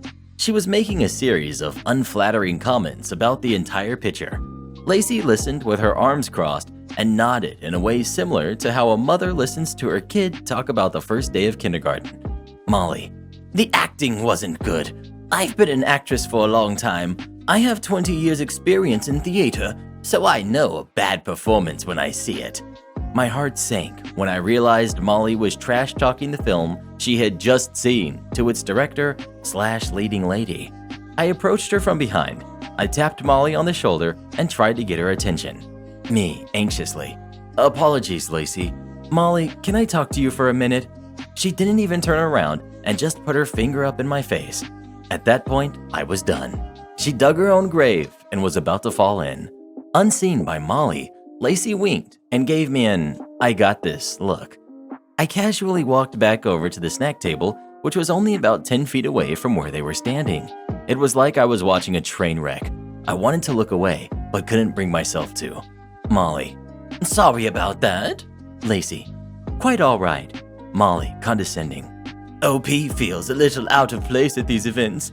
He's like the socially awkward little brother I never had. Lacey. I'm enjoying your critique of the film. Please continue. Molly smugly chuckled at Lacey's response. Where was I? You were giving some very colorful commentary on the performance of the film. Molly. Oh yeah, the acting. Not nearly as bad as the sound and the lighting. I saw equipment reflected in windows and car doors. They need to fire their editor. Lacey, death stare. You do know that I wrote, produced, and starred in the film that you're slamming, right? Molly's face fell and turned the color of freshly fallen snow. She looked around the room for me, and the expression on her face was one of utter horror. I shrugged and shook my head in disgust. Lacey, by that point, had calmly walked away, leaving Molly to collect what was left of her shattered dignity. She quickly approached me. Molly. God. Me. Cat got your tongue? I can't believe you left me alone like that. Me. I told you to network and mingle, not upset the guest of honor. Molly. Do you have any idea how stupid you made me look? Me. Don't even try to put that on me. You did that all on your own. I didn't know who she was. Me, incredulously. You need to pay attention more. You just watched her film. She had a prominent role in it. Of course, you would have known that if you hadn't slept through most of the showcase. Molly, shakily. Do you think she's mad at me? Me. Lacey doesn't hold grudges, but I can't speak for her personally. In my opinion, I think you burned a very important bridge. But I was just… Talking crap as usual. Your incessant need for attention is getting old. You never know who you're talking to or who's watching you. If you don't knock it off, you're gonna end up ruining your reputation. I left to go find Jason and Lacey. I wanted to express that Molly's ham-handed opinions and unprofessional behavior should not reflect on me in any way, shape, or form. Fortunately, to my relief, they didn't declare me guilty by association. After saying my goodbyes to those two wonderful people, whom I'm still friends with to this day, I left. Thankfully, Molly and I had driven separately. Had we carpooled, I would have been forced to listen to one of her trademark entitled "Poor Me" rants as I wove my way through Friday night interstate traffic. If that had happened, I would have abandoned her for real, on the side of the road. I hope Molly learns that sometimes it's best to keep our opinions to ourselves. She did nothing wrong. She had every right to complain about that horrid movie. Lady yells at me for giving Husky heatstroke. Anyone that knows anything about Huskies is that they are double-coated. Their coats are meant to protect them from both heat and cold. Because of this, you shouldn't ever shave a Husky except for medical reasons. I just need everyone to understand this before I explain what happened. I have an elderly neighbor. I've been walking her dog, Mo, for a couple years now. He's a big, fluffy husky that loves playing with his frisbee. Due to restrictions slowly being lifted, it's safe to take him on walks again. I don't take him far, just to a little baseball field down the road where we can play in a fenced-in area for a bit. The other day, I took Mo out to the field, and we were doing our thing. On the other side of the fence are some mailboxes, and a car pulled up to them. I was focused on Mo, so I didn't pay attention to the woman that got out of it until she started yelling at me. Cast. We've got me, we've got Entitled Lady, and we've got the Sweet Neighbor Lady. I had just thrown the frisbee, and Mo went after it with a vengeance when Entitled Lady started yelling. When I look over, she's practically climbing the fence. Me. Can I help you? Entitled Lady. What do you think you're doing with that poor animal? Do you realize how hot it is? Why haven't you shaved off all that fur? The poor dear is probably dying of heat stroke. Now if you looked at Mo, he was fine, bouncing around all happy like a good doggo, and I had a couple bottles of water and a bowl in my bag for him. Me. Ma'am, he's a husky. You can't shave his coat. Teenagers these days, I'm 21. don't get what they're talking about. Any vet would tell you, you have to shave your dog's fur when it gets hot out. Me. Not with double-coated dogs. He needs his coat in order to stay cool. I'll spare you the next 10 minutes on repeat the same argument. She kept insisting I was going to give him a heat stroke. Finally, I had enough and hooked Mo to his leash to take him back home. Guys, the crazy lady followed me back to Sweet Neighbor Lady's house. I was really creeped out, but I took Mo up and knocked on the door. Sweet Neighbor Lady was grateful for my help and paid me in my customary batch of baked goods. But before I could walk away, Entitled Lady stormed up to the door. I couldn't make out what she was saying. She was screaming so loud at my neighbor. What I did make out at the end, I'm going to call the police on you for animal cruelty. Sweet Neighbor, you do that, dear. I'll be here with my darling boy waiting for them. And she closed the door. In her face. The look of self-righteous anger on this woman's face was priceless. She stomps off back to her car, and I went back to my house. I sat on my deck watching the lady talk on the phone in her car. Turns out she actually did call the police. I wasn't actually around when the cops showed up, but Sweet Neighbor told me it was all pretty cut and dry. The officer checked out her dog, saw nothing wrong, and left. Entitled Lady was furious Mo wasn't taken away and came pounding on Sweet Neighbor's door. Sweet Neighbor didn't even bother opening the door, just told her to leave or she would be reported for trespassing. And we haven't seen heads or tails of the woman since. Huskies are such cool dogs. Do any of you guys have dogs? And if so, what kind are they? Please let us know. My poodle is the best doggo. Beating the system by adhering to the rules. Many years ago, I had a job which permitted me to travel around the world a fair amount. Travel. Remember that. But I digress. As a part of that travel, I thought it wise to join a few frequent flyer and hotel rewards type schemes.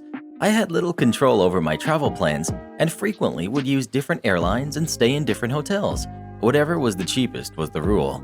Anyway, the time came when I was lucky enough to be booked into one of the really big-name hotel groups. So naturally, I wanted to make sure I was enrolled in their reward scheme to start collecting nights and some sort of status points. Unfortunately, the online sign-up had a slight glitch. Even though I had definitively filled out my details correctly and even had a welcome email summarizing as much, something went amiss in their database and my surname was registered as both my first name and my surname. So, after that initial welcome email, every other greeting or communication was addressed to Mr. Surname. Annoying, but I felt I could live with it. As luck would have it, I ended up being able to stay in hotels owned by this hotel group a couple of times, and even though my status was equivalent to medieval serf, I decided that it was time to correct the mistake that had been in place for a couple of years. I found the contact number for members, provided my membership number, and explained the problem. I asked, quite simply, "Can you fix my first name to be my actual first name, not the glitch that it is now?" After a long pause, I was told, "No, that is a name change, and we would need to see a copy of your passport or driver's license to verify the change of your name." Well, that wasn't going to happen. Never mind the fact that I don't drive. I wasn't about to email their request, my passport image to them to fix this. Isn't there anything you can do? I mean, this is such an obvious error. We're only permitted to make minor corrections to names, such as misspellings, and at maximum a 2-letter variation. And with that, I hung up and developed a convoluted plan. Starting the next day and for the next few weeks thereafter, I would call up the hotel membership team, tell them there was a minor misspelling on my first name, and ask them to make a correction of 1, perhaps 2 letters. Actually, there's no N in my first name. Can you remove it? Yes, the C is silent, but it is there. Can you please add it? It's not a Y, it's an I, and so on and so forth. I made only the most subtle of changes with each call, and thankfully, none of the agents I spoke to had ever helped me before.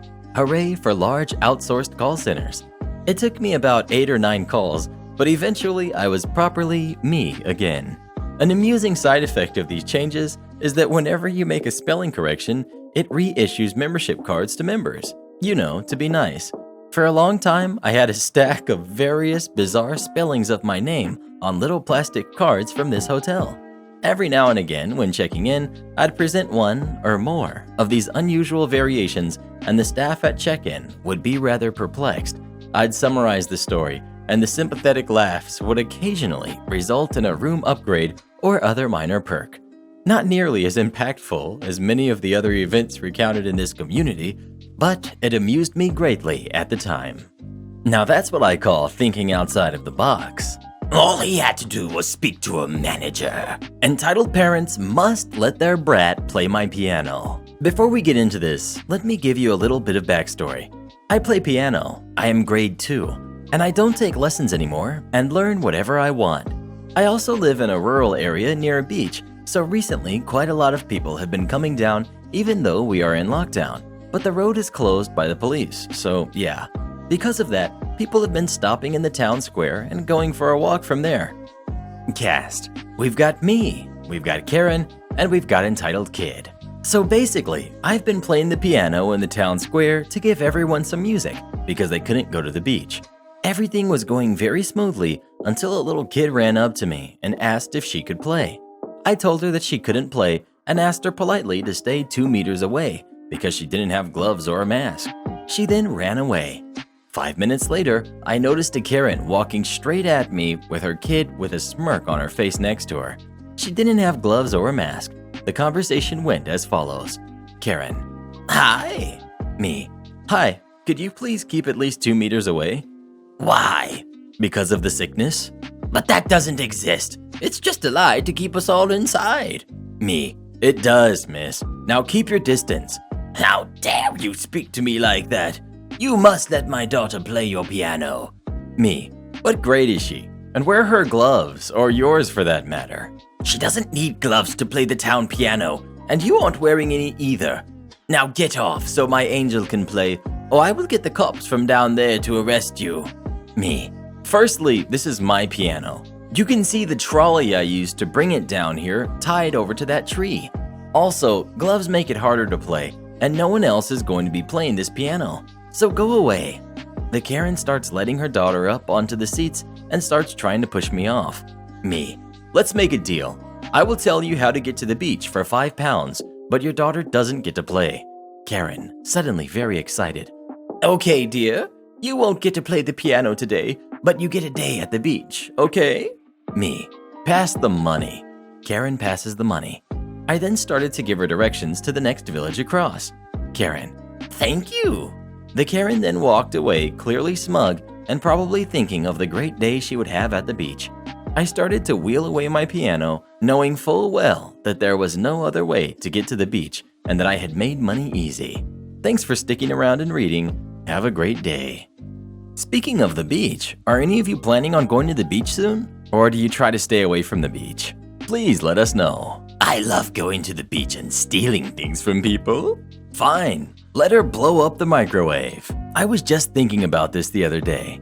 Backstory: my first 2 years of high school, I took family and consumer sciences and was a member of FHA, which she was the sponsor of. The teacher straight up hated me. My first day in her class, she informed me that there were too many people in school with my last name. There were 4 of us, one of whom had never taken a class with her, and that she wasn't going to bother learning my first name. Apart from the time I won the FHA Outstanding Freshman Award, much to her chagrin, I never once heard her use my first name. This is just to let you know how she treated me. Everything was always my fault, regardless of who was at fault. On to the story. This was the incident that led me to quit FHA and decide not to take any more FACS classes. It was my sophomore year. We were doing a cooking lab. I don't remember what we were cooking, but we had to put melted butter in the bottom of the baking dish. My lab partner decided to cut out some steps by just going ahead and melting the butter in the baking dish in the microwave. The problem was, the baking dish we were using was metal. So there I was arguing with my partner about this for a good period of time. Me: "You can't put a metal pan in the microwave." Partner: "We do it all the time at my house." It was basically variations of that over and over. Suddenly, the teacher came up to us. Teacher: Last name. Stop arguing with your partner. You're supposed to be a team. Me: "But Mrs. Jerk, she..." Enough. I don't want to hear you arguing with her anymore. Do you understand? Me: "Yes, ma'am." So I complied. I stopped arguing with my partner. I also left the cooking lab and walked clear across the classroom, which was basically the size of 2 rooms. Teacher: Last name. What are you doing? Me: "You told me to stop arguing with her, so I'm not arguing with her. I just don't want to be on that side of the room when she blows up the microwave." That's when the teacher finally noticed what my partner was attempting to do. She got a good lecture on never putting metal into the microwave. And then, Last name. Why didn't you stop her? I should give you an F just for that. Me: "Are you kidding me?"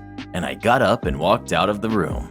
Edit: Family and Consumer Sciences, FACS, is the more PC name for home economics and has been for about 25 years. FHA was Future Homemakers of America.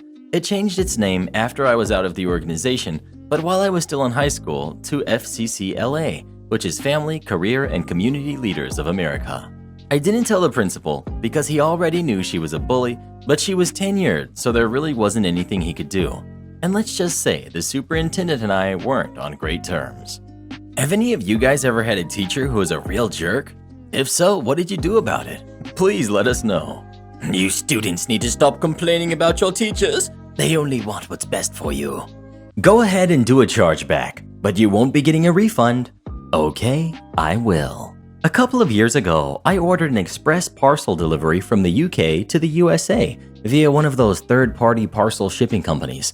For those who are unfamiliar, they are a middleman, and they hold huge accounts with UPS, DHL, FedEx, etc.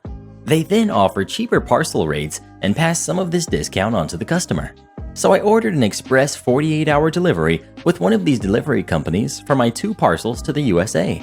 This cost me around £100 for the first 2 boxes, and from experience using this delivery company in the past, they have a delivery guarantee, which offers me a full refund of all carriage charges if any part of the shipment is not delivered within 48 hours. A few days later, I was told by my customer that the boxes had arrived 2 days late. Not a problem. I checked the tracking number and it had been held up at the UK-based air freight terminal, which entitled me to a full refund of the carriage charges. I then contacted the delivery company, but I was told that although I was fully entitled to a full refund, I'd have to speak to the third-party shipping company. I contacted them by phone and I was told that they don't issue refunds for delayed parcels. I explained that this was a guaranteed service and the delivery company said that I was entitled to a refund. At this point, I was passed on to a manager by the call center operative without even asking.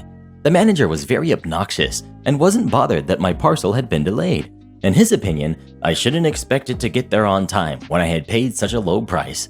So you want a full refund just because your parcel is delayed? Yes, I do, because that is what was in the terms and conditions. But you didn't buy the extra insurance. No, I didn't, because the delivery already included 1,000 pounds of insurance anyway. Well, we don't do refunds for delayed parcels, and especially if you haven't paid for the insurance. At this point, I was getting pretty annoyed because he was making up this idea of buying insurance to cover for delays. The insurance only covered total loss and damage anyway. So I explained that if I didn't receive a refund, I would simply initiate a chargeback on my credit card for the payment. At this point, he raised his voice and told me, Fine, try to do a chargeback then. We will fight it and you won't get a refund. Yeah, your parcel was late, but that doesn't mean you get a free delivery. I ended the call and got straight on the phone to my credit card company. They went through a rigorous process with me and asked for a copy of the original invoice, the terms and conditions, etc. Within 24 hours, they had refunded the full amount back to my card and sent me a letter giving me the reasons they found the chargeback in my favor. It also explained that the merchant, the shipping company, had 30 days to contest the chargeback. However, 30 days came and went and the money was still showing as refunded. 6 weeks later, I received an email from their customer service team telling me that they were willing to give me a partial refund of 10% to compensate me for the delay. Obviously, somebody hadn't realized that I had initiated a chargeback and now it was too late. So I replied and politely explained that I was told by the manager, stating his name, to initiate a chargeback because their company doesn't issue refunds even when their terms and conditions say they do. Therefore, as far as I was concerned, the matter was now closed as my credit card company had given them 30 days to reply to the chargeback and they had not replied. Therefore, the chargeback was granted. Not only did I never hear anything back from them, but I haven't used this company since. Entitled teacher tries to give me detention at a school I don't go to. Let's start with background info. So this happened 2 years ago when I was in my junior year of high school. I was involved in a group at our high school that pretty much was in charge of going to middle schools and telling them about high school and how to get involved, all that boring stuff. We went to one middle school that is notoriously known for having really entitled teachers. Another important detail to mention is that I'm a relatively short dude, so people sometimes mistake me for looking a lot younger than I am, despite being nearly an adult. Now on to the story. I'll include dialogue, but everything is more paraphrased, considering this happened almost 2 years ago, and I of course can't remember exactly everything everyone said. Cast. We've got me. We've got friend 1, part of the high school group. Friend 2, also part of the high school group. We've got entitled teacher. So this whole thing starts when we enter the school. The teacher from our high school who drove us to the school left to go to the office to sign us in and told us to head to the library. We do as we're told and start walking to the library. As we are, we come across a wall showing past graduates. The 2 girls I was with both went to this school, so we stopped so they could look at the photos. I pull out my phone to just check my texts while I wait for them. In comes entitled teacher. Entitled teacher in a very entitled tone. You know the one. What are you 3 doing here? Friend 1. Oh, we're just looking at the old photos. She assumed the teacher would have known we were here for the high school presentation. That was a mistake. Entitled teacher. Get back to class, now. She then looks at me, who was looking up at her from my phone. Give me your phone. Me, confused. No thanks. I really did not know how to respond. The girls made fun of me for saying this after this all happened. It was a joke for a while. Entitled teacher holding out her hand. Give me your phone. No phones during school hours. At this point, we all realized she was unaware of the high school presentation. Friend 2. Oh, we don't go to this school. We're here for the presentation and just wanted to look at the... I don't want to hear your excuses. You've all been terribly rude to me. Go down to the office now, and I will call your parents. I was shocked at this, considering my middle school was never like this. When I talked to the girls after, they said this sort of behavior was normal from teachers at this school, but they assumed this teacher was new, considering they had never seen her before. Me. Sorry, but we really don't go to this school. We're just going to head to the library now. No, you are not. Give me your phone, and I'm calling your parents. She then tries to reach for my phone, so I back up and put my phone in my pocket. Me. Don't touch my property. Entitled teacher, looking absolutely offended that I disobeyed her. This behavior will not be tolerated. Tell me your teacher's name, and I will make sure your phone is locked up for the rest of the day while you are in detention. This is just a summary of what she said. She rambled on a bit about respect. At this point, we are saved by our actual teacher coming down the hall from the office. She stops and asks what the problem is, and we explain. Entitled teacher looked horrified and instantly apologized, acting all nice. We were mad, but quickly moved on from the incident and went to do our presentation. That's pretty much it. Not as exciting as some others, but hope you enjoyed nonetheless. Have any of you ever had entitled teachers? I know I've had a few. Oh, whatever. You're all just a bunch of little troublemakers. Rudest customer I've ever had. My restaurant opened up about a week ago, and it's been pretty slow, especially in the mornings. After having only one two-top at the bar an hour after opening, I was relieved when another lady finally walks up. We have signs that say table closed to prevent people from walking up to the bar. All guests are supposed to be seated by a host. This lady somehow bypassed the hosts, sees all the closed signs, and snaps at me. Where do I sit? I was caught off guard for a second because of her attitude, because I haven't had anyone bypass the hosts to come to the bar yet. Usually, nobody can get in without speaking to a host first. However, we were so slow, and I didn't care. I just told her she could just sit at the open spot and moved the closed sign for her. I ask her how she's doing, and she just sighs and looks at me, not replying for a couple seconds until she finally says flatly, "Good, how are you?" She asks for an iced tea to drink, and I bring it to her. Now, the restaurant I work at has taken away all of the salt, pepper, and sugar caddies off of the tables in the bar. We have salt, pepper, and sweetener packets that we have, by request only, that we're supposed to give out. Normally what happens is I drop off a tea, they say, "Can I get some sweetener?" and I get it for them, no problem. This lady, however, without saying a word, gets up and walks away. I assume she's going to the bathroom. She comes back, glaring at me, and literally slams down a bag of sweetener on the table that she must have got from her car. I tell her, "I had sweetener back here for you." She snaps, "Oh, did you?" very sarcastic and rudely. I was literally 6 feet away from her the entire time. All she had to do was ask me. She squeezed her lemon in the tea and literally throws it on the bar top. She orders her food with me, which default comes with a certain type beans. We have other types of beans, and I usually ask if the default beans is what they want, but she seemed so irritated at it and was being so rude and short, I decided not to ask her. If she wanted a different bean, it would take me 30 seconds to change it out. My manager was walking by and heard the way she was talking to me and asks her if everything is okay. She is visibly upset, yet keeps telling him she's fine. The other bartender asks what he can do for her to make her experience better. She literally ignores him. My manager brings out her food and she goes, "Should I have been asked what type of bean I wanted?" He says, "Did you want a different bean? I can get that for you." That's not what I asked. Should she have asked me what kind of bean I wanted? Those are the default beans, but yes, I suppose she should have asked. I can get you other beans if that's what you want. It will take less than a minute. That's not what I want. I just wanted options.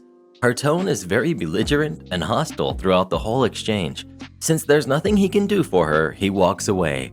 She snaps at me to bring salt, so I do. Then she snaps at me to bring pepper, so I do. Then my general manager walks by and asks her what's wrong. That's how visibly angry this woman is. At first, she snaps, "Nothing's wrong," but then proceeds to tell him just how awful I am, how I'm the worst server ever. She asks him if I have ever gone through training because I clearly have no idea what I'm doing. Then she turns to me and in the most condescending tone, like it was the most obvious thing in the world, says, Can I get the bill and a to-go box? She had just barely got her food, so excuse me for not reading your mind knowing you were done. I leave to get the to-go box, and my general manager asked me what was going on. I take maybe 2 minutes to brief him on the situation, and apparently the whole time I was gone, she was saying, Why is she taking so long? Where is she? I bring her the box, and she's boxing up her food, literally slamming her plates and stuff all over. This lady is crazy, so I didn't want to bring the bus tab over to her and start taking plates away because she was still boxing her food and I didn't want her to get mad at me for taking something too early. My plan was to wait until she was done to take her plates away. However, she looks at me and snaps. Are you gonna come take some of these plates away? The entire time I'm taking her plates away, she's berating me. Is this your first day? Do you even know what you're doing? I used to be a server, and I would make $100 a shift because I knew what I was doing. I asked people what kind of beans they wanted with their meal. I just kept going, yeah, good for you. That's great that you're so good at serving. She hasn't put the card in the check presenter, but I see my other guest has. I'm literally in the middle of paying out my other guest when she goes, Hello? Like I'm supposed to stop helping the other guest and help her instead. I just ignore her, thank my other guest, and then pay her out. I tell her it was a pleasure serving her, my voice dripping with sarcasm, and she leaves, leaving me with a big fat 0 on her tab. What a horrible customer. If you saw a Karen treating a server like this, would you do something about it? Please let us know. She did nothing wrong. That's what I call horrible customer service. The time Karen actually got to speak to the manager. This happened a couple of years ago, but I was reading an Ask Reddit thread that jogged this memory to come up. Anyway, I think it was like 2016-ish, and I was working as a receptionist in an office. My boss/owner of the business was actually a very good friend of mine that I had known for a really long time. Anyway, she would occasionally give her employees gift cards to different places to buy some more work attire, as the dress code kept changing as the business did. I took mine and set out to Target. I was in the fitting room trying on some stuff when I hear what sounded like a stern, angry jerk talking.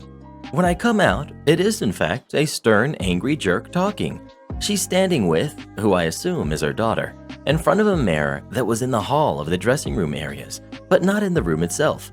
She's basically telling her poor daughter, who can't be more than 13 or 14, about how if she lost weight, clothes might actually look good on her. This lady was actually pretty big herself. Not that that is a bad thing, but hypocrisy and mental abuse is. The poor girl looked defeated, and I kinda watched them as I handed my items I didn't want back to the girl working and said something along the lines of, "Man, some people suck," in a voice I thought was pretty low. I guess it wasn't. The jerk thought the girl working the counter said it at first and started to go after her.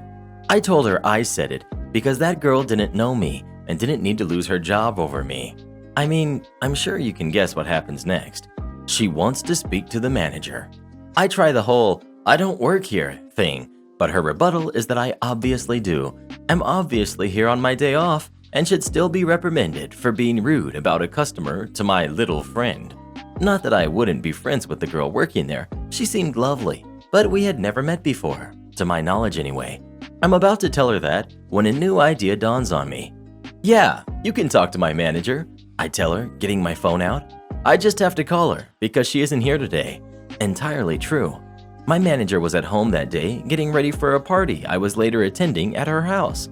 I call her, she answers. I say, "Hey, I have someone here at Target demanding to speak to you." There is some quite obvious confusion on her end. All I hear is, "Okay," before putting her on speakerphone. I'm not going to let a stranger press my phone against their face. "Okay, you're on speaker." Immediately, Jerk starts telling her how awful I am and what I did, and is also adding spice that it's awful that no manager is on the floor to deal with this situation today. My boss started laughing hysterically, which made Jerk even more angry. Well, if you ask for a random person's manager, don't be surprised that they don't work at Target, you idiot. I lost it at this point too. I apologized to the nice young lady working the rooms, put my phone to my ear so I could laugh it off with my friend/manager and start to walk away.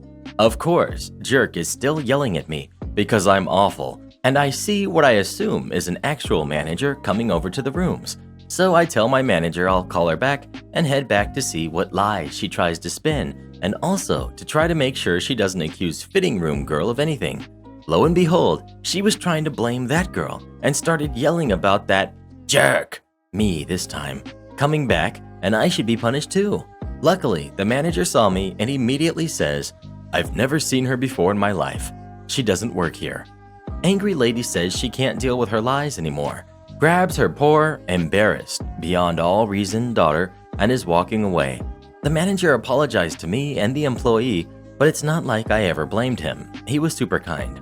Once I got to my car, I felt bad that I didn't give the daughter the rest of my Target gift card, but I knew there was no way I could have. So I called my manager back and just about died laughing at the situation. Speaking of Target, where do you shop? Target or Walmart? Or somewhere else? Please let us know. To be honest, I love terrorizing people in both of them. Entitled Kid broke his phone to take mine. Last year, I bought my newest phone, a Samsung Galaxy A70 that I still use to this day. About a month after buying it, one day I took my Husky on a walk in the park. Usually I'd just sit on the bench and let her run freely through the park. She's very friendly and strangers would often play with her and pet her. While she was running through the park, I decided to pull out my phone and browse social media. That's when a kid that was probably around 6 or 7 approaches me. He just stands still and looks at my phone for a while. Entitled Kid, "Your phone is so big." Me, smiling, "Yeah, it sure is." He pulls out his own phone from his pocket. I didn't take a good look at it, but I saw it was a white Samsung. Its screen was full of scratches, but not broken. Anyway, it's safe to say that his phone has seen better days. He puts his phone next to mine, comparing their sizes. The A70 is quite a large phone, and he was apparently impressed by this. "It's bigger than mine." Me, "Yes, it's a big phone." "Do you have games on it?" Me, "No, I don't play games." At that point, I just wanted to get rid of him, so I was getting ready to leave. I was about to call my Husky by her name when the kid asked me if I wanted to swap phones with him. Entitled Kid, "Do you want to swap phones with me?" Me, "No, I don't, sorry." Entitled Kid in a sad tone, "But why? My phone is good too. It has games on it. Yours doesn't have games." I called my Husky and put her back in her leash, preparing to leave. Shortly after, I start walking toward the park's gate. The kid intentionally bumps into me and lets go of his phone. I think "let go" is not the right term. He literally threw his phone on the ground. He picks up his phone almost as soon as he drops it. The screen is shattered. Entitled Kid, "You broke my phone." Me, "No, I didn't. You dropped it." "Yes, you did. And now you have to give me your phone." His mother hears him yelling, and she comes to see what was going on. "What happened here?" "He broke my phone." The kid then shows his broken phone to his mother. "Tell him to give me his phone." Did you break my son's phone? Me, "No, I didn't. He just ran into me and dropped it." So you had something to do with this? Me, "No, I was just leaving. He's the one who bumped into me, which was intentional, by the way." Entitled Mom turns towards her son. Is this true? "No, he broke my phone. Now I want his phone." Me, He's lying. Don't call my son a liar. He said you broke his phone. Give him your phone right now, or I will call the police. "The police? Are you joking? What for? I didn't do anything." I just turned around and kept walking. Entitled Mom starts yelling and asking me about my address so she could call the police on me. I told her that it was none of her business where I lived and just went home. I know kids can do crazy stuff, but after seeing a little jerk intentionally break his phone to take a stranger's, I think I've seen it all. Speaking of phones, what model phone do you have? Let's see if we have more Apple users or Android users. Please let us know. I've got a big box of both. I just love taking them from people. Whistling at me is not the way to go. This just happened 1 hour ago. I'm wearing a white hoodie, black pants, and Nike trainers, as well as clearly visible headphones and a snapback hat. In no way do I look like I work, well, anywhere really. So I'm essentially having one of those days. I hate everyone and everything and just want to be left alone. However, I had to do a little bit of shopping, so I went down to my local supermarket to pick up a few items. Bit of food, drinks, etc. Walking around with my cart, headphones on, listening to old rock songs like Linkin Park, 3 Days Grace, that kind of thing. Just going about my day. When my phone rings, which cuts my music off, so I answer the phone and take out my headphones, just so I don't end up shouting inside of a busy supermarket like a crazy person when a soft "excuse me" gets said. So I push the cart and myself a few steps forward, still talking on the phone. Excuse me. A little louder this time. I quickly glance back and move to the opposite side of the aisle, completely out of the way. I said excuse me. Now answer me and help me. This woman bellowed. I looked at the lady and showed her my phone and said, I don't work here. Go bother someone else. She just stands there, tapping her foot, looking at her watch. I look at her, shaking my head, clearly getting annoyed with her constantly tapping her foot, sighing, mumbling under her breath. I lower my phone and ask her, Can you leave me alone? I just said I don't work here. She just shakes her head, looks back at her watch, then whistles at me like a dog, holding her arms out to her side. Are you done yet? I need you to help me. I just ignore her, then she whistles again, so I lashed out. Listen here, love. I'm not a dog, so don't whistle at me like one. She looks at me in shock and horror, then slaps my phone out of my hand and walks off. I shake my head as she goes away, picking up my phone, and then yell at her, Excuse me, and whistle at her as she turns the corner. I had a good laugh with my friend on the other end of the phone after that. It cheered me up and has currently got me through the last hour of my day so far and will keep me going. Also, upon remembering my last two stories, I realized my phone seems to attract crazy people and tends to get hit out of my hand. Want to take away our job perks? Good luck with that.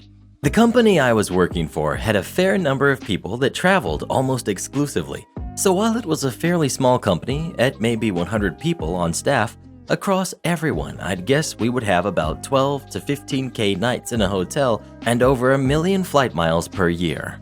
That worked out quite well for everyone because they racked up a lot of rewards with hotels and airlines, so their vacations ended up costing them basically nothing. In addition to that, the company's policy was that you booked and paid for all of your travel and then submitted a request to get reimbursed. So quite a lot of people were also getting insane rewards from their credit card companies as well. It was considered a perk of the job, even to the point that HR would mention it when recruiting people, and it helped people put up with some of the other BS policies they didn't like. Enter new controller. Let's call her Karen. Karen decides that the company is losing money and implements a new reimbursement system where everyone gets company cards that they use, so the company gets all of the credit card rewards. On top of this, they also partner with a travel agency that everyone has to use to book their flights, hotels, and rental cars. The idea is that since all the money/bookings are now in the company's name, the company gets to keep all the rewards. This is all great for the company, but it sucks for all the employees because this had formerly been one of the top perks. It's like each employee got a several $1,000 pay decrease. Cue malicious compliance. I expect our CEO was like a lot of CEOs in that he had an assistant that booked all of his travel and just sent him an itinerary so he knew what flight to get on, where to pick up his rental, and what hotel to check into. Similarly, when things didn't go his way, he's not one for wanting the details. He just wants it fixed ASAP.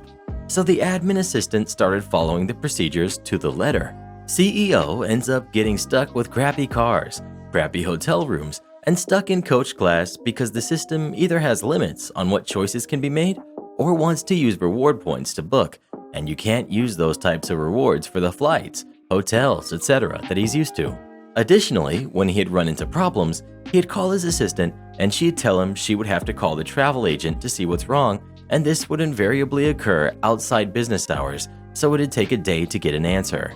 If memory serves, the policy change lasted all of 30 days before the CEO walked into the controller's office, told her it was horrible, and directed that everything should be put back exactly the way that it was.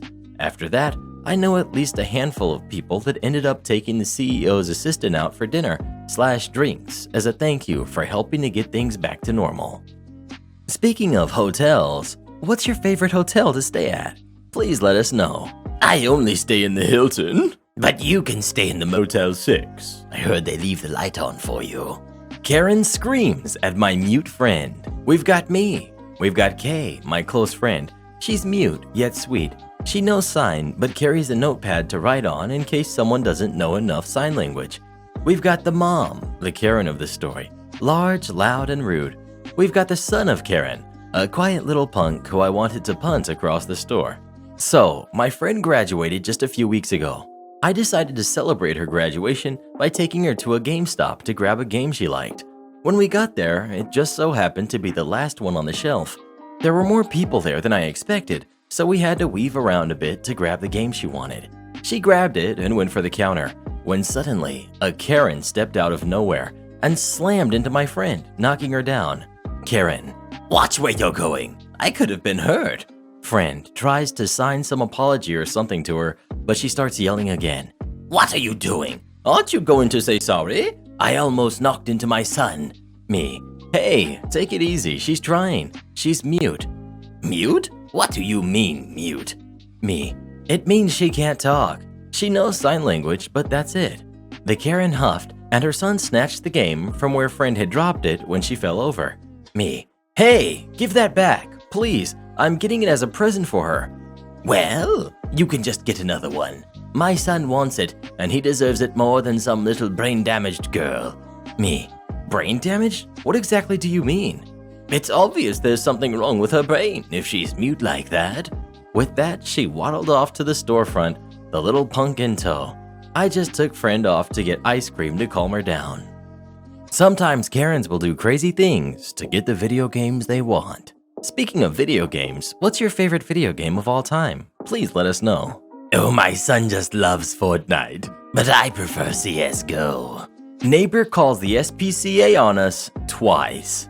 My doggo is part bear dog, double coat. She is also really pretty. She has the long curly coat of a duck troller and the coloring and double coat of a bear dog. One day last summer, we let her out to do her business. We have a fully fenced yard, completely shaded with ancient trees, and she had a bowl of cool water. Honestly, she was having such a great time out there, we forgot to let her back in before we went to church, but my brother was home, so it was no big deal, right? Apparently not. Our dog is a rescue, and like most rescues, she has separation anxiety, so when she saw us pull out of the driveway, she started to cry. After about 20 minutes or so, my brother let her back in, and all was fine. Nope. SPCA came knocking on our door. Two very nice officers who explained that a concerned neighbor called saying we left our doggo outside for hours on end in the heat. I explained that never ever happened due to her extreme separation anxiety. They had a look at her, saw a well-fed, well-groomed dog. Okay, a little too well-fed. Okay, fine, she's spoiled rotten and has the cookie belly to prove it. They had a look at her yard and said it was one of the nicest setups they saw in a long time. Our only fault was we were late in getting her registered with the city, which given she was only recently adopted, they forgave and reminded us to make sure we did it. Fast forward 5 months later. It's near Christmas. It's Canada. There's snow on the ground and our good doggo is loving it. She had a huge yard full of snow all to herself to run and dig and poop in. She was in heaven. Sadly, she still got scared if she couldn't see her people when she felt she needed to. So one day, after about 15 minutes of snow time, she came to the door off our deck to be let in. I was busy, so it took me about 5 minutes to let her in. 5 minutes. She's a bear dog. Yeah, it's Canada. Yeah, it's cold. She's a bear dog. They use them to pull sleds in Alaska. 2 days later, same SPCA officers came knocking at our door. Same neighbor complained. This time, we were leaving our dog out in the cold. She insisted that SPCA take our doggo away because we were being so mean to her. Once again, the officers checked the spoiled rotten pooch, noted her full bowels, rather furry, spot on the couch, toys on the floor, and her double coat for insulation from the cold and heat. Once again, they checked our yard, noted the happy, rompy tracks in the snow from a good dog having a blast playing. Now I have to say they were both really nice, but after this second unnecessary call to our house, I could tell they were upset. I said, "Look, I know you can't tell me which neighbor it was, and that's fine, but one call. Okay, fine. Maybe they were honestly concerned. I appreciate that. But first they complain we are leaving her in the heat. Now they complain we're leaving her in the cold. She's a bear dog. When the heck is she supposed to poop? They laughed and agreed and promised to speak to the neighbor and officially tell them to shut up, only more professionally. We never found out who it was that called, but honestly, I am of the mind that they were only hoping to get our girl taken away from us so that they could adopt her for themselves. She really is a beautiful doggo. Old lady on airplane refuses to take her feet off of me. Sorry if things are a little choppy. This happened when I was 11. I'm 17 now, and the only other person there was my mom. She filled me in on the parts I had forgotten. Characters. We've got me. We've got my mom, not entitled. We've got nice flight attendant. We've got the nice son who was in his mid-30s. We've got the nice son's wife, also mid-30s, and entitled parent, late 60s, early 70s. So this all happened when I was coming back from Miami with my mom on an airplane. We were flying back to San Francisco after a wonderful vacation to Disney World. My mom had planned the trip a little late, so we were not sitting together on the flight, but she was across the aisle and 2 rows back from me so I could see her. Now, to set the scene, I was sitting in the aisle because I like to stretch my leg out every once in a while, and this old woman who looked as pale as a ghost, and she looked honestly like a female version of the Stacey Puft Marshmallow Man. She was sitting in the window seat, and her son and his wife were sitting in front of us. So anyone who has flown from Miami to San Francisco will know it's around 5 to 6 hours long. As soon as we take off, this woman takes off her shoes and puts her back to the wall and puts her legs on the middle seat. No one was there.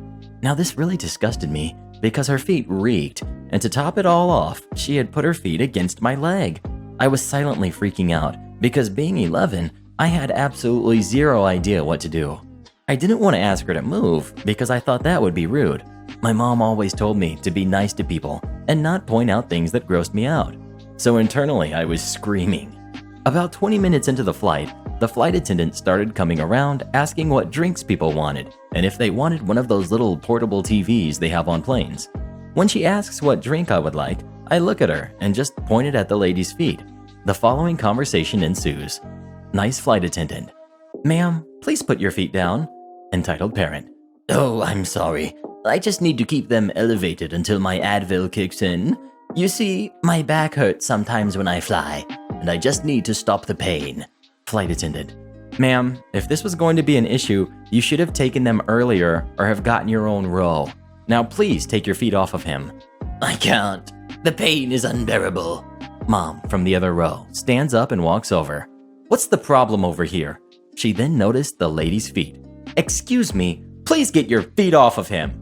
At this point, I just froze and didn't say anything because I don't like confrontation. Entitled parent. If he had a problem with it, then he should have said something. It's not my fault that I have so much back pain. Honestly, probably is her fault because she was super heavy. Not that there's anything wrong with that. Her son finally chimes in from in front of us because our conversation had woken him up. Nice son. Mom, just get your feet off of him. This is why we don't like flying with you. You always make a scene. Entitled parent. But my back hurts. Nice son. You took 4 Advils, and I know for a fact that your back doesn't hurt that badly. You did this on the flight here, and once you get on the plane, you magically have back pain. But... Mom, just stop. Nice son to me. Hey bud, do you want me to switch seats with you? I would be more than willing to give you my aisle seat. I said okay, and we traded seats. My mom thanked the nice son, and that was the end of it. The flight attendant gave me an extra stroopwafel because I went through that. I thanked her for that because now I love stroopwafels.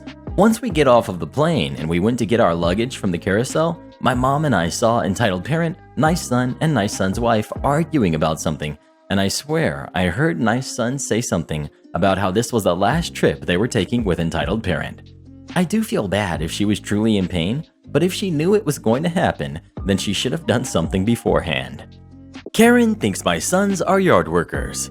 We are a mostly Hispanic family that lives in a modest middle-class neighborhood. Our teenage sons maintain our lawn and also help our neighbor's lawn.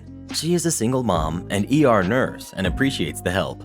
Cast. We've got Karen. We've got my older son, who's 19. We've got my younger son, who's 17. We've got me, my husband, and bonus characters at the end.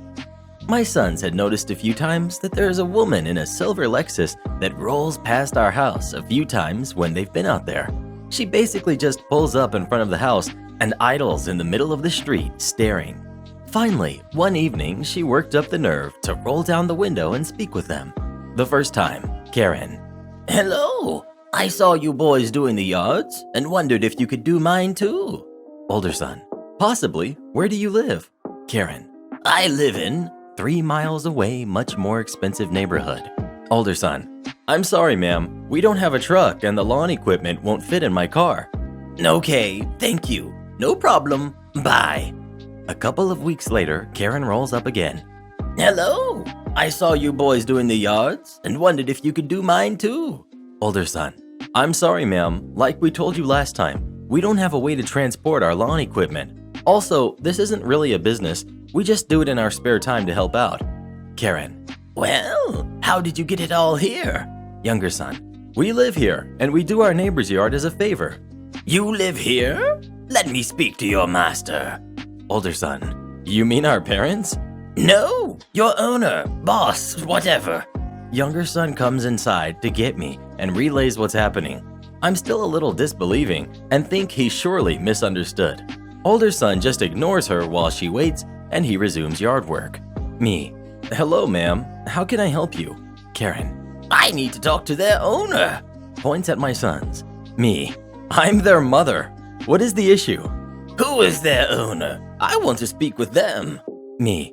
They don't work here, lady. This isn't a business. They are my sons. Karen still doesn't seem to understand that I am the mistress of the house, also referred to in 2020 as the homeowner. At this point, my husband, who is Caucasian, comes out of the house to see what's happening. Karen to my husband. Sir, hi. I was wondering if you would allow your workers to come do my yard. Husband, who has not been apprised of what the heck is actually happening, but realizes something is definitely not right. Hi, ma'am. These are my sons. They live here. Is something wrong? Karen seems to finally realize what is happening and mumbles something of an apology to my husband only, and gets back into her car and leaves. But wait, there's more. About an hour later, 2 police officers, 2 separate squad SUVs show up at our door, lights flashing and weirdly parked blocking the street.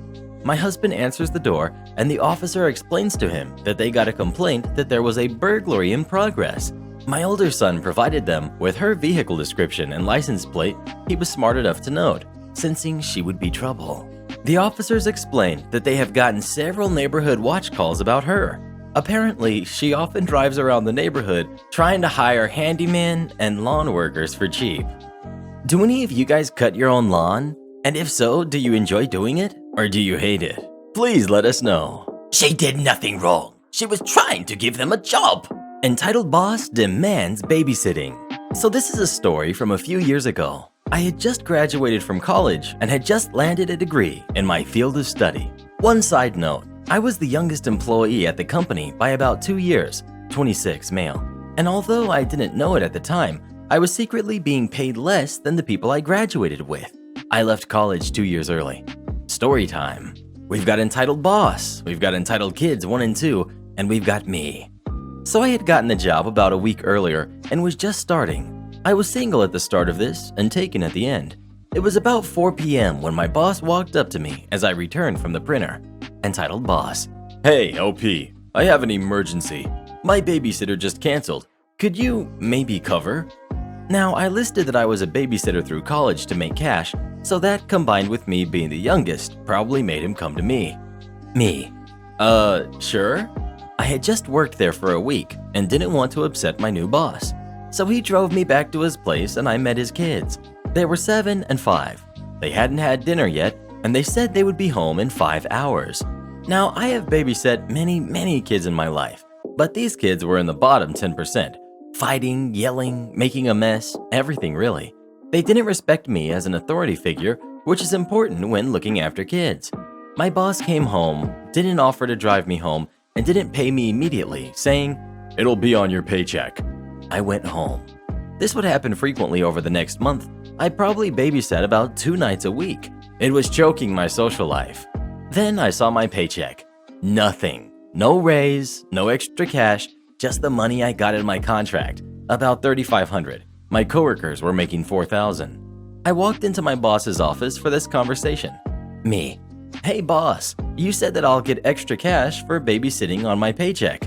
Entitled boss, well, you're the youngest worker here, so we really helped you out by hiring you. That's the gift. Next month though, then I'll help you out. Me, okay, fine, but I better get the money. I was a scared young employee who didn't want to get fired. So the next month went by, and again, probably about 8 hours a week of sitting, and I had a 9 to 5, 5 days a week job, which meant I was basically doing a free shift a week. I got a girlfriend, and it was tough managing everything, but I was looking forward to that paycheck. But guess what happened? Me, hey, entitled boss, where's the money? Entitled boss, what money? The babysitting money. We discussed this last month. The reward is working here. Me, no we didn't. Now give me the money. Entitled boss, either the money or the job. Me, fine, give me the money. The boss tried to backpedal. I don't think he saw me quitting, but I had enough of him. I got the money and got a new job. Don't know what happened to the boss or the entitled kids. I moved across the country a few months later. Thanks for reading. Have you ever had a boss that tried to take advantage of you? Please let us know. Oh, I just love taking advantage of people. Karen throws small wine rack on the ground because I ordered it. A little context first. Every year on the second Sunday of June, it's Father's Day. For Father's Day, I ordered and paid for a small wine rack with 6 wines in it online. So on to the story. Names are changed, obviously. Characters. We've got Karen, 40-year-old woman without Karen haircut. We've got Josh, a male employee in the store. We've got Sarah, female employee in the store and a friend of mine. We've got good guy Brian, he's the store owner. And we've got me. The store I ordered it at has a regular line and a reserved line. The regular line, the usual. You get in after you took your stuff off the shelves. The reserved line is for people who ordered something online. This is so they can get their stuff without having to wait in line. So the regular line was pretty long, 7 people, but the reserved line was free. So having ordered and paid online, I set myself in the reserved line. This did not sit well with Karen. Karen, Sir, you have to wait in the back of the line. me, no I don't. Karen cuts me off. Yes, you do. It's against the law. Me, oh no, here we go. Ma'am, I've ordered online, and she cuts me off again. I don't care what you did or who you are. You have to wait in the back of the line like everyone else. Looking around for support. No one was with her. By this time, Josh saw what was happening and tried to explain to Karen what was happening. Didn't really pay attention to the conversation, but she was off my back. So I give Sarah my order number. She goes to the back, comes back with my package, and I go home happy. I wish that happened. But this would not be a good one if it did though. So here is what actually happened. During the time that I gave my order and she got back with my package, the other employee was done explaining things to Karen. I don't know if he gave up or if Karen brushed him off in the end, but I get my package, turn around, and see Karen storming to me. Takes my package out of my hands. I was a bit surprised how strong she was, and throws it on the ground. The wine rack foot was bent and 4 of the 6 bottles were broken. Karen, There, now you have to get a new one and stand in the back of the line like everyone else.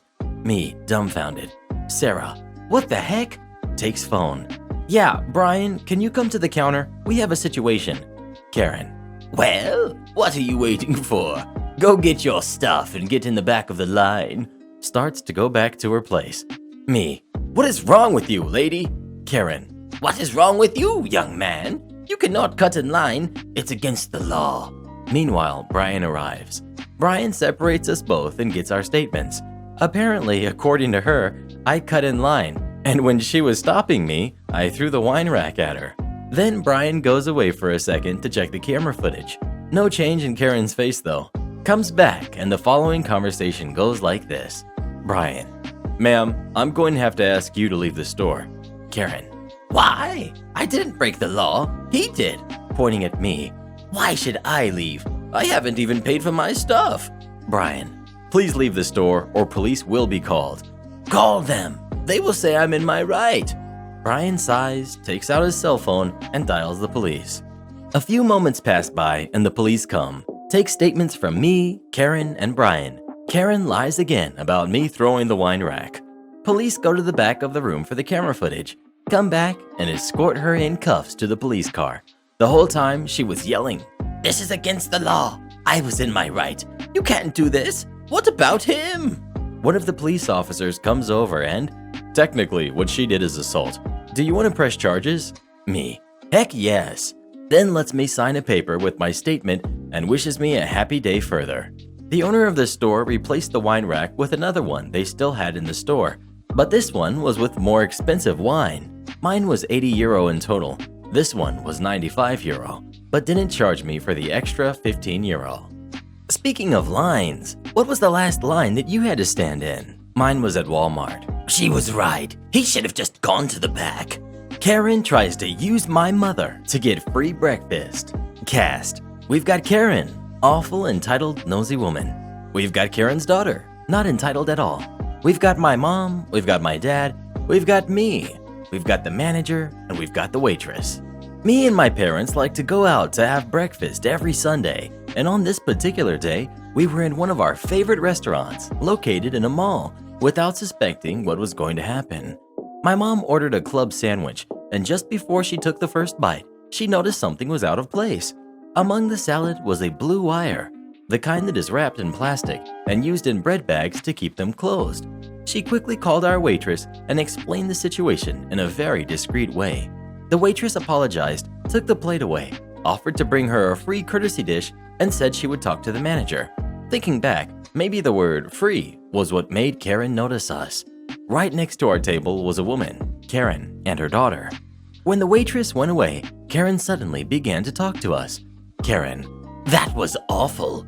They should have been more careful. You could have choked if you had eaten that. Mom, joking. Good thing I noticed before I started eating. Yes, maybe the cooking staff should have paid more attention while serving, but we weren't particularly angry about it. Mistakes happen, and Sunday morning is always a busy time at that place. And as my mother said, no one got hurt, so we just let it slide. Karen, on the other hand, proceeded to complain as if the wire had been on her plate instead of my mom's. She told us about this time someone she knew, friend, sister, I don't remember, found a nail in their plate at another restaurant and sued the place. Doubt it was true. I felt like she was trying to impress us. My parents were acting polite, just playing along, probably thinking Karen was just a concerned woman. I was silent for the most part of it, wishing she would just shut up, while I noticed that her daughter was silent as well, and that she had this expression of absolute misery on her face. Now that I think about it, it was a signal that Karen usually displayed that behavior quite often. The manager finally came and, because of the fuss Karen was making, thought she was the one who had the problem and apologized to her. The waitress corrected him, and then he talked to my mother. Manager, we are very sorry. Please feel free to order whatever you want, free of cost.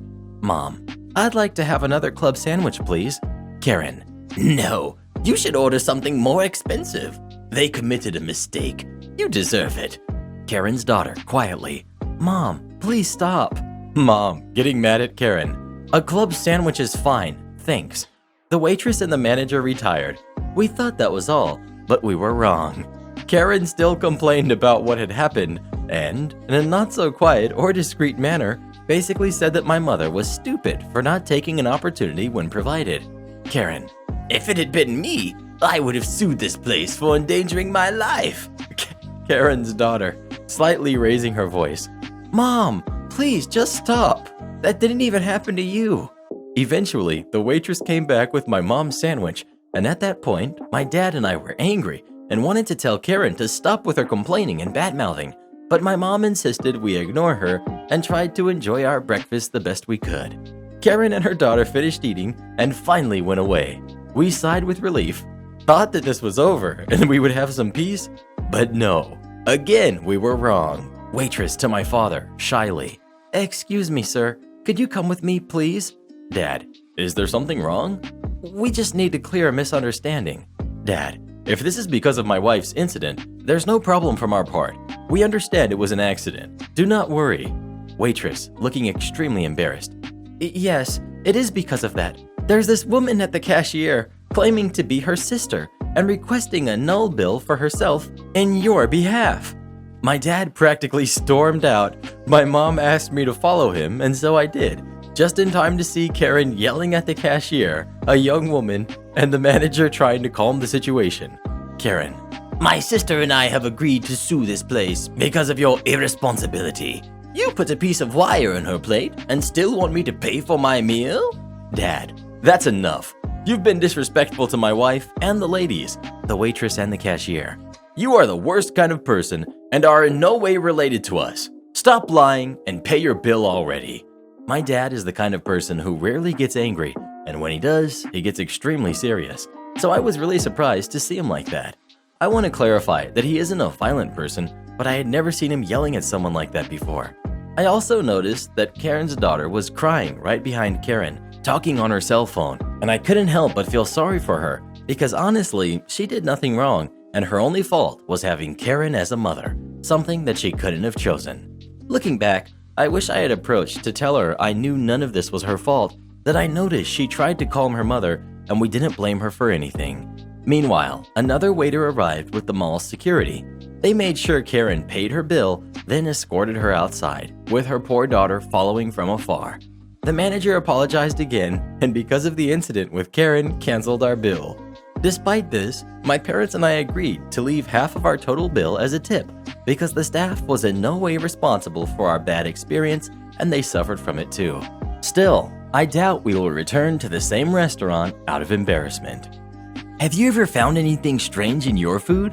If so, what did you do about it? Please let us know. Anytime I find something in my food, I sue the place, even if I'm the one who put it there.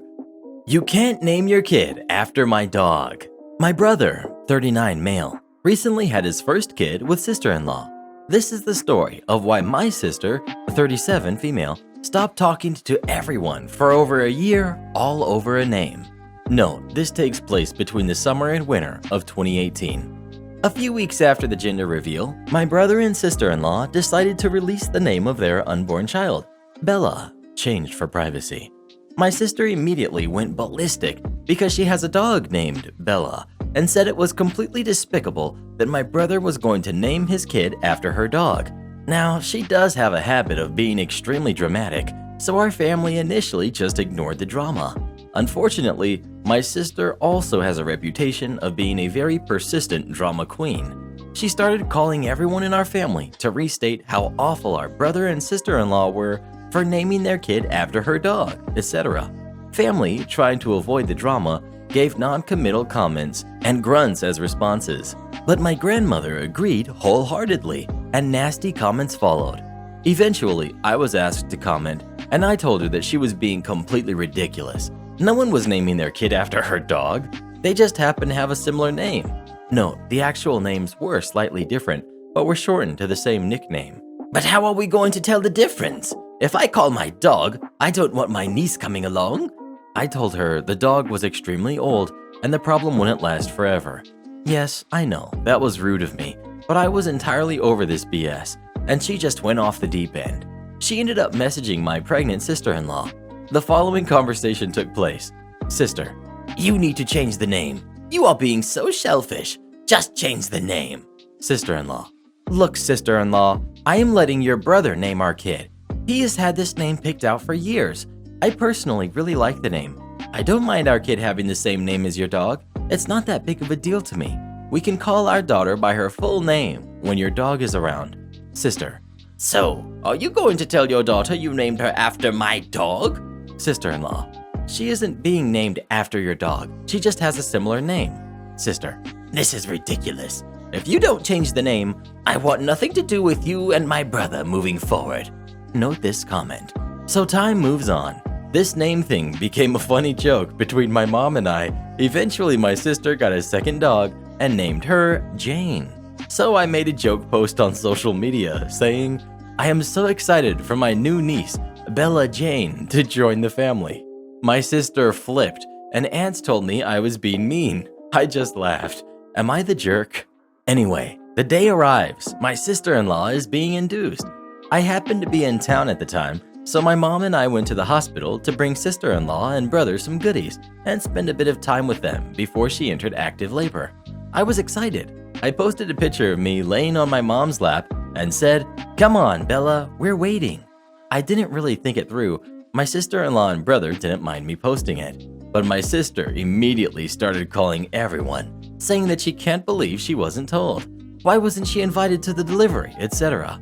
I called her. I told her we weren't there for the delivery, we just stopped by. They didn't want a bunch of people there.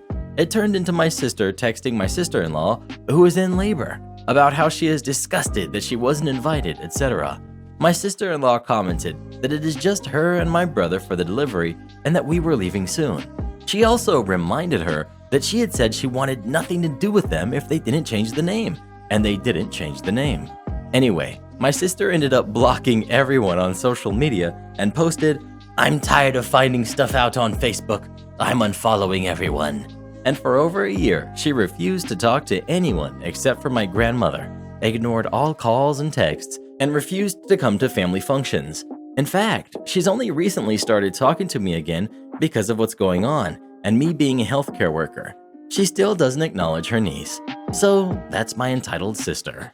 Have you ever had an entitled sister or an entitled brother? Please let us know. My sister Susan can be a real handful sometimes. Do this next. Tap here on your screen to come see our new podcast playlist, where you'll find thousands of hours of the best stories you've ever heard. Or tap the one on the right. That episode is specifically just for you, based on other videos you've enjoyed the most.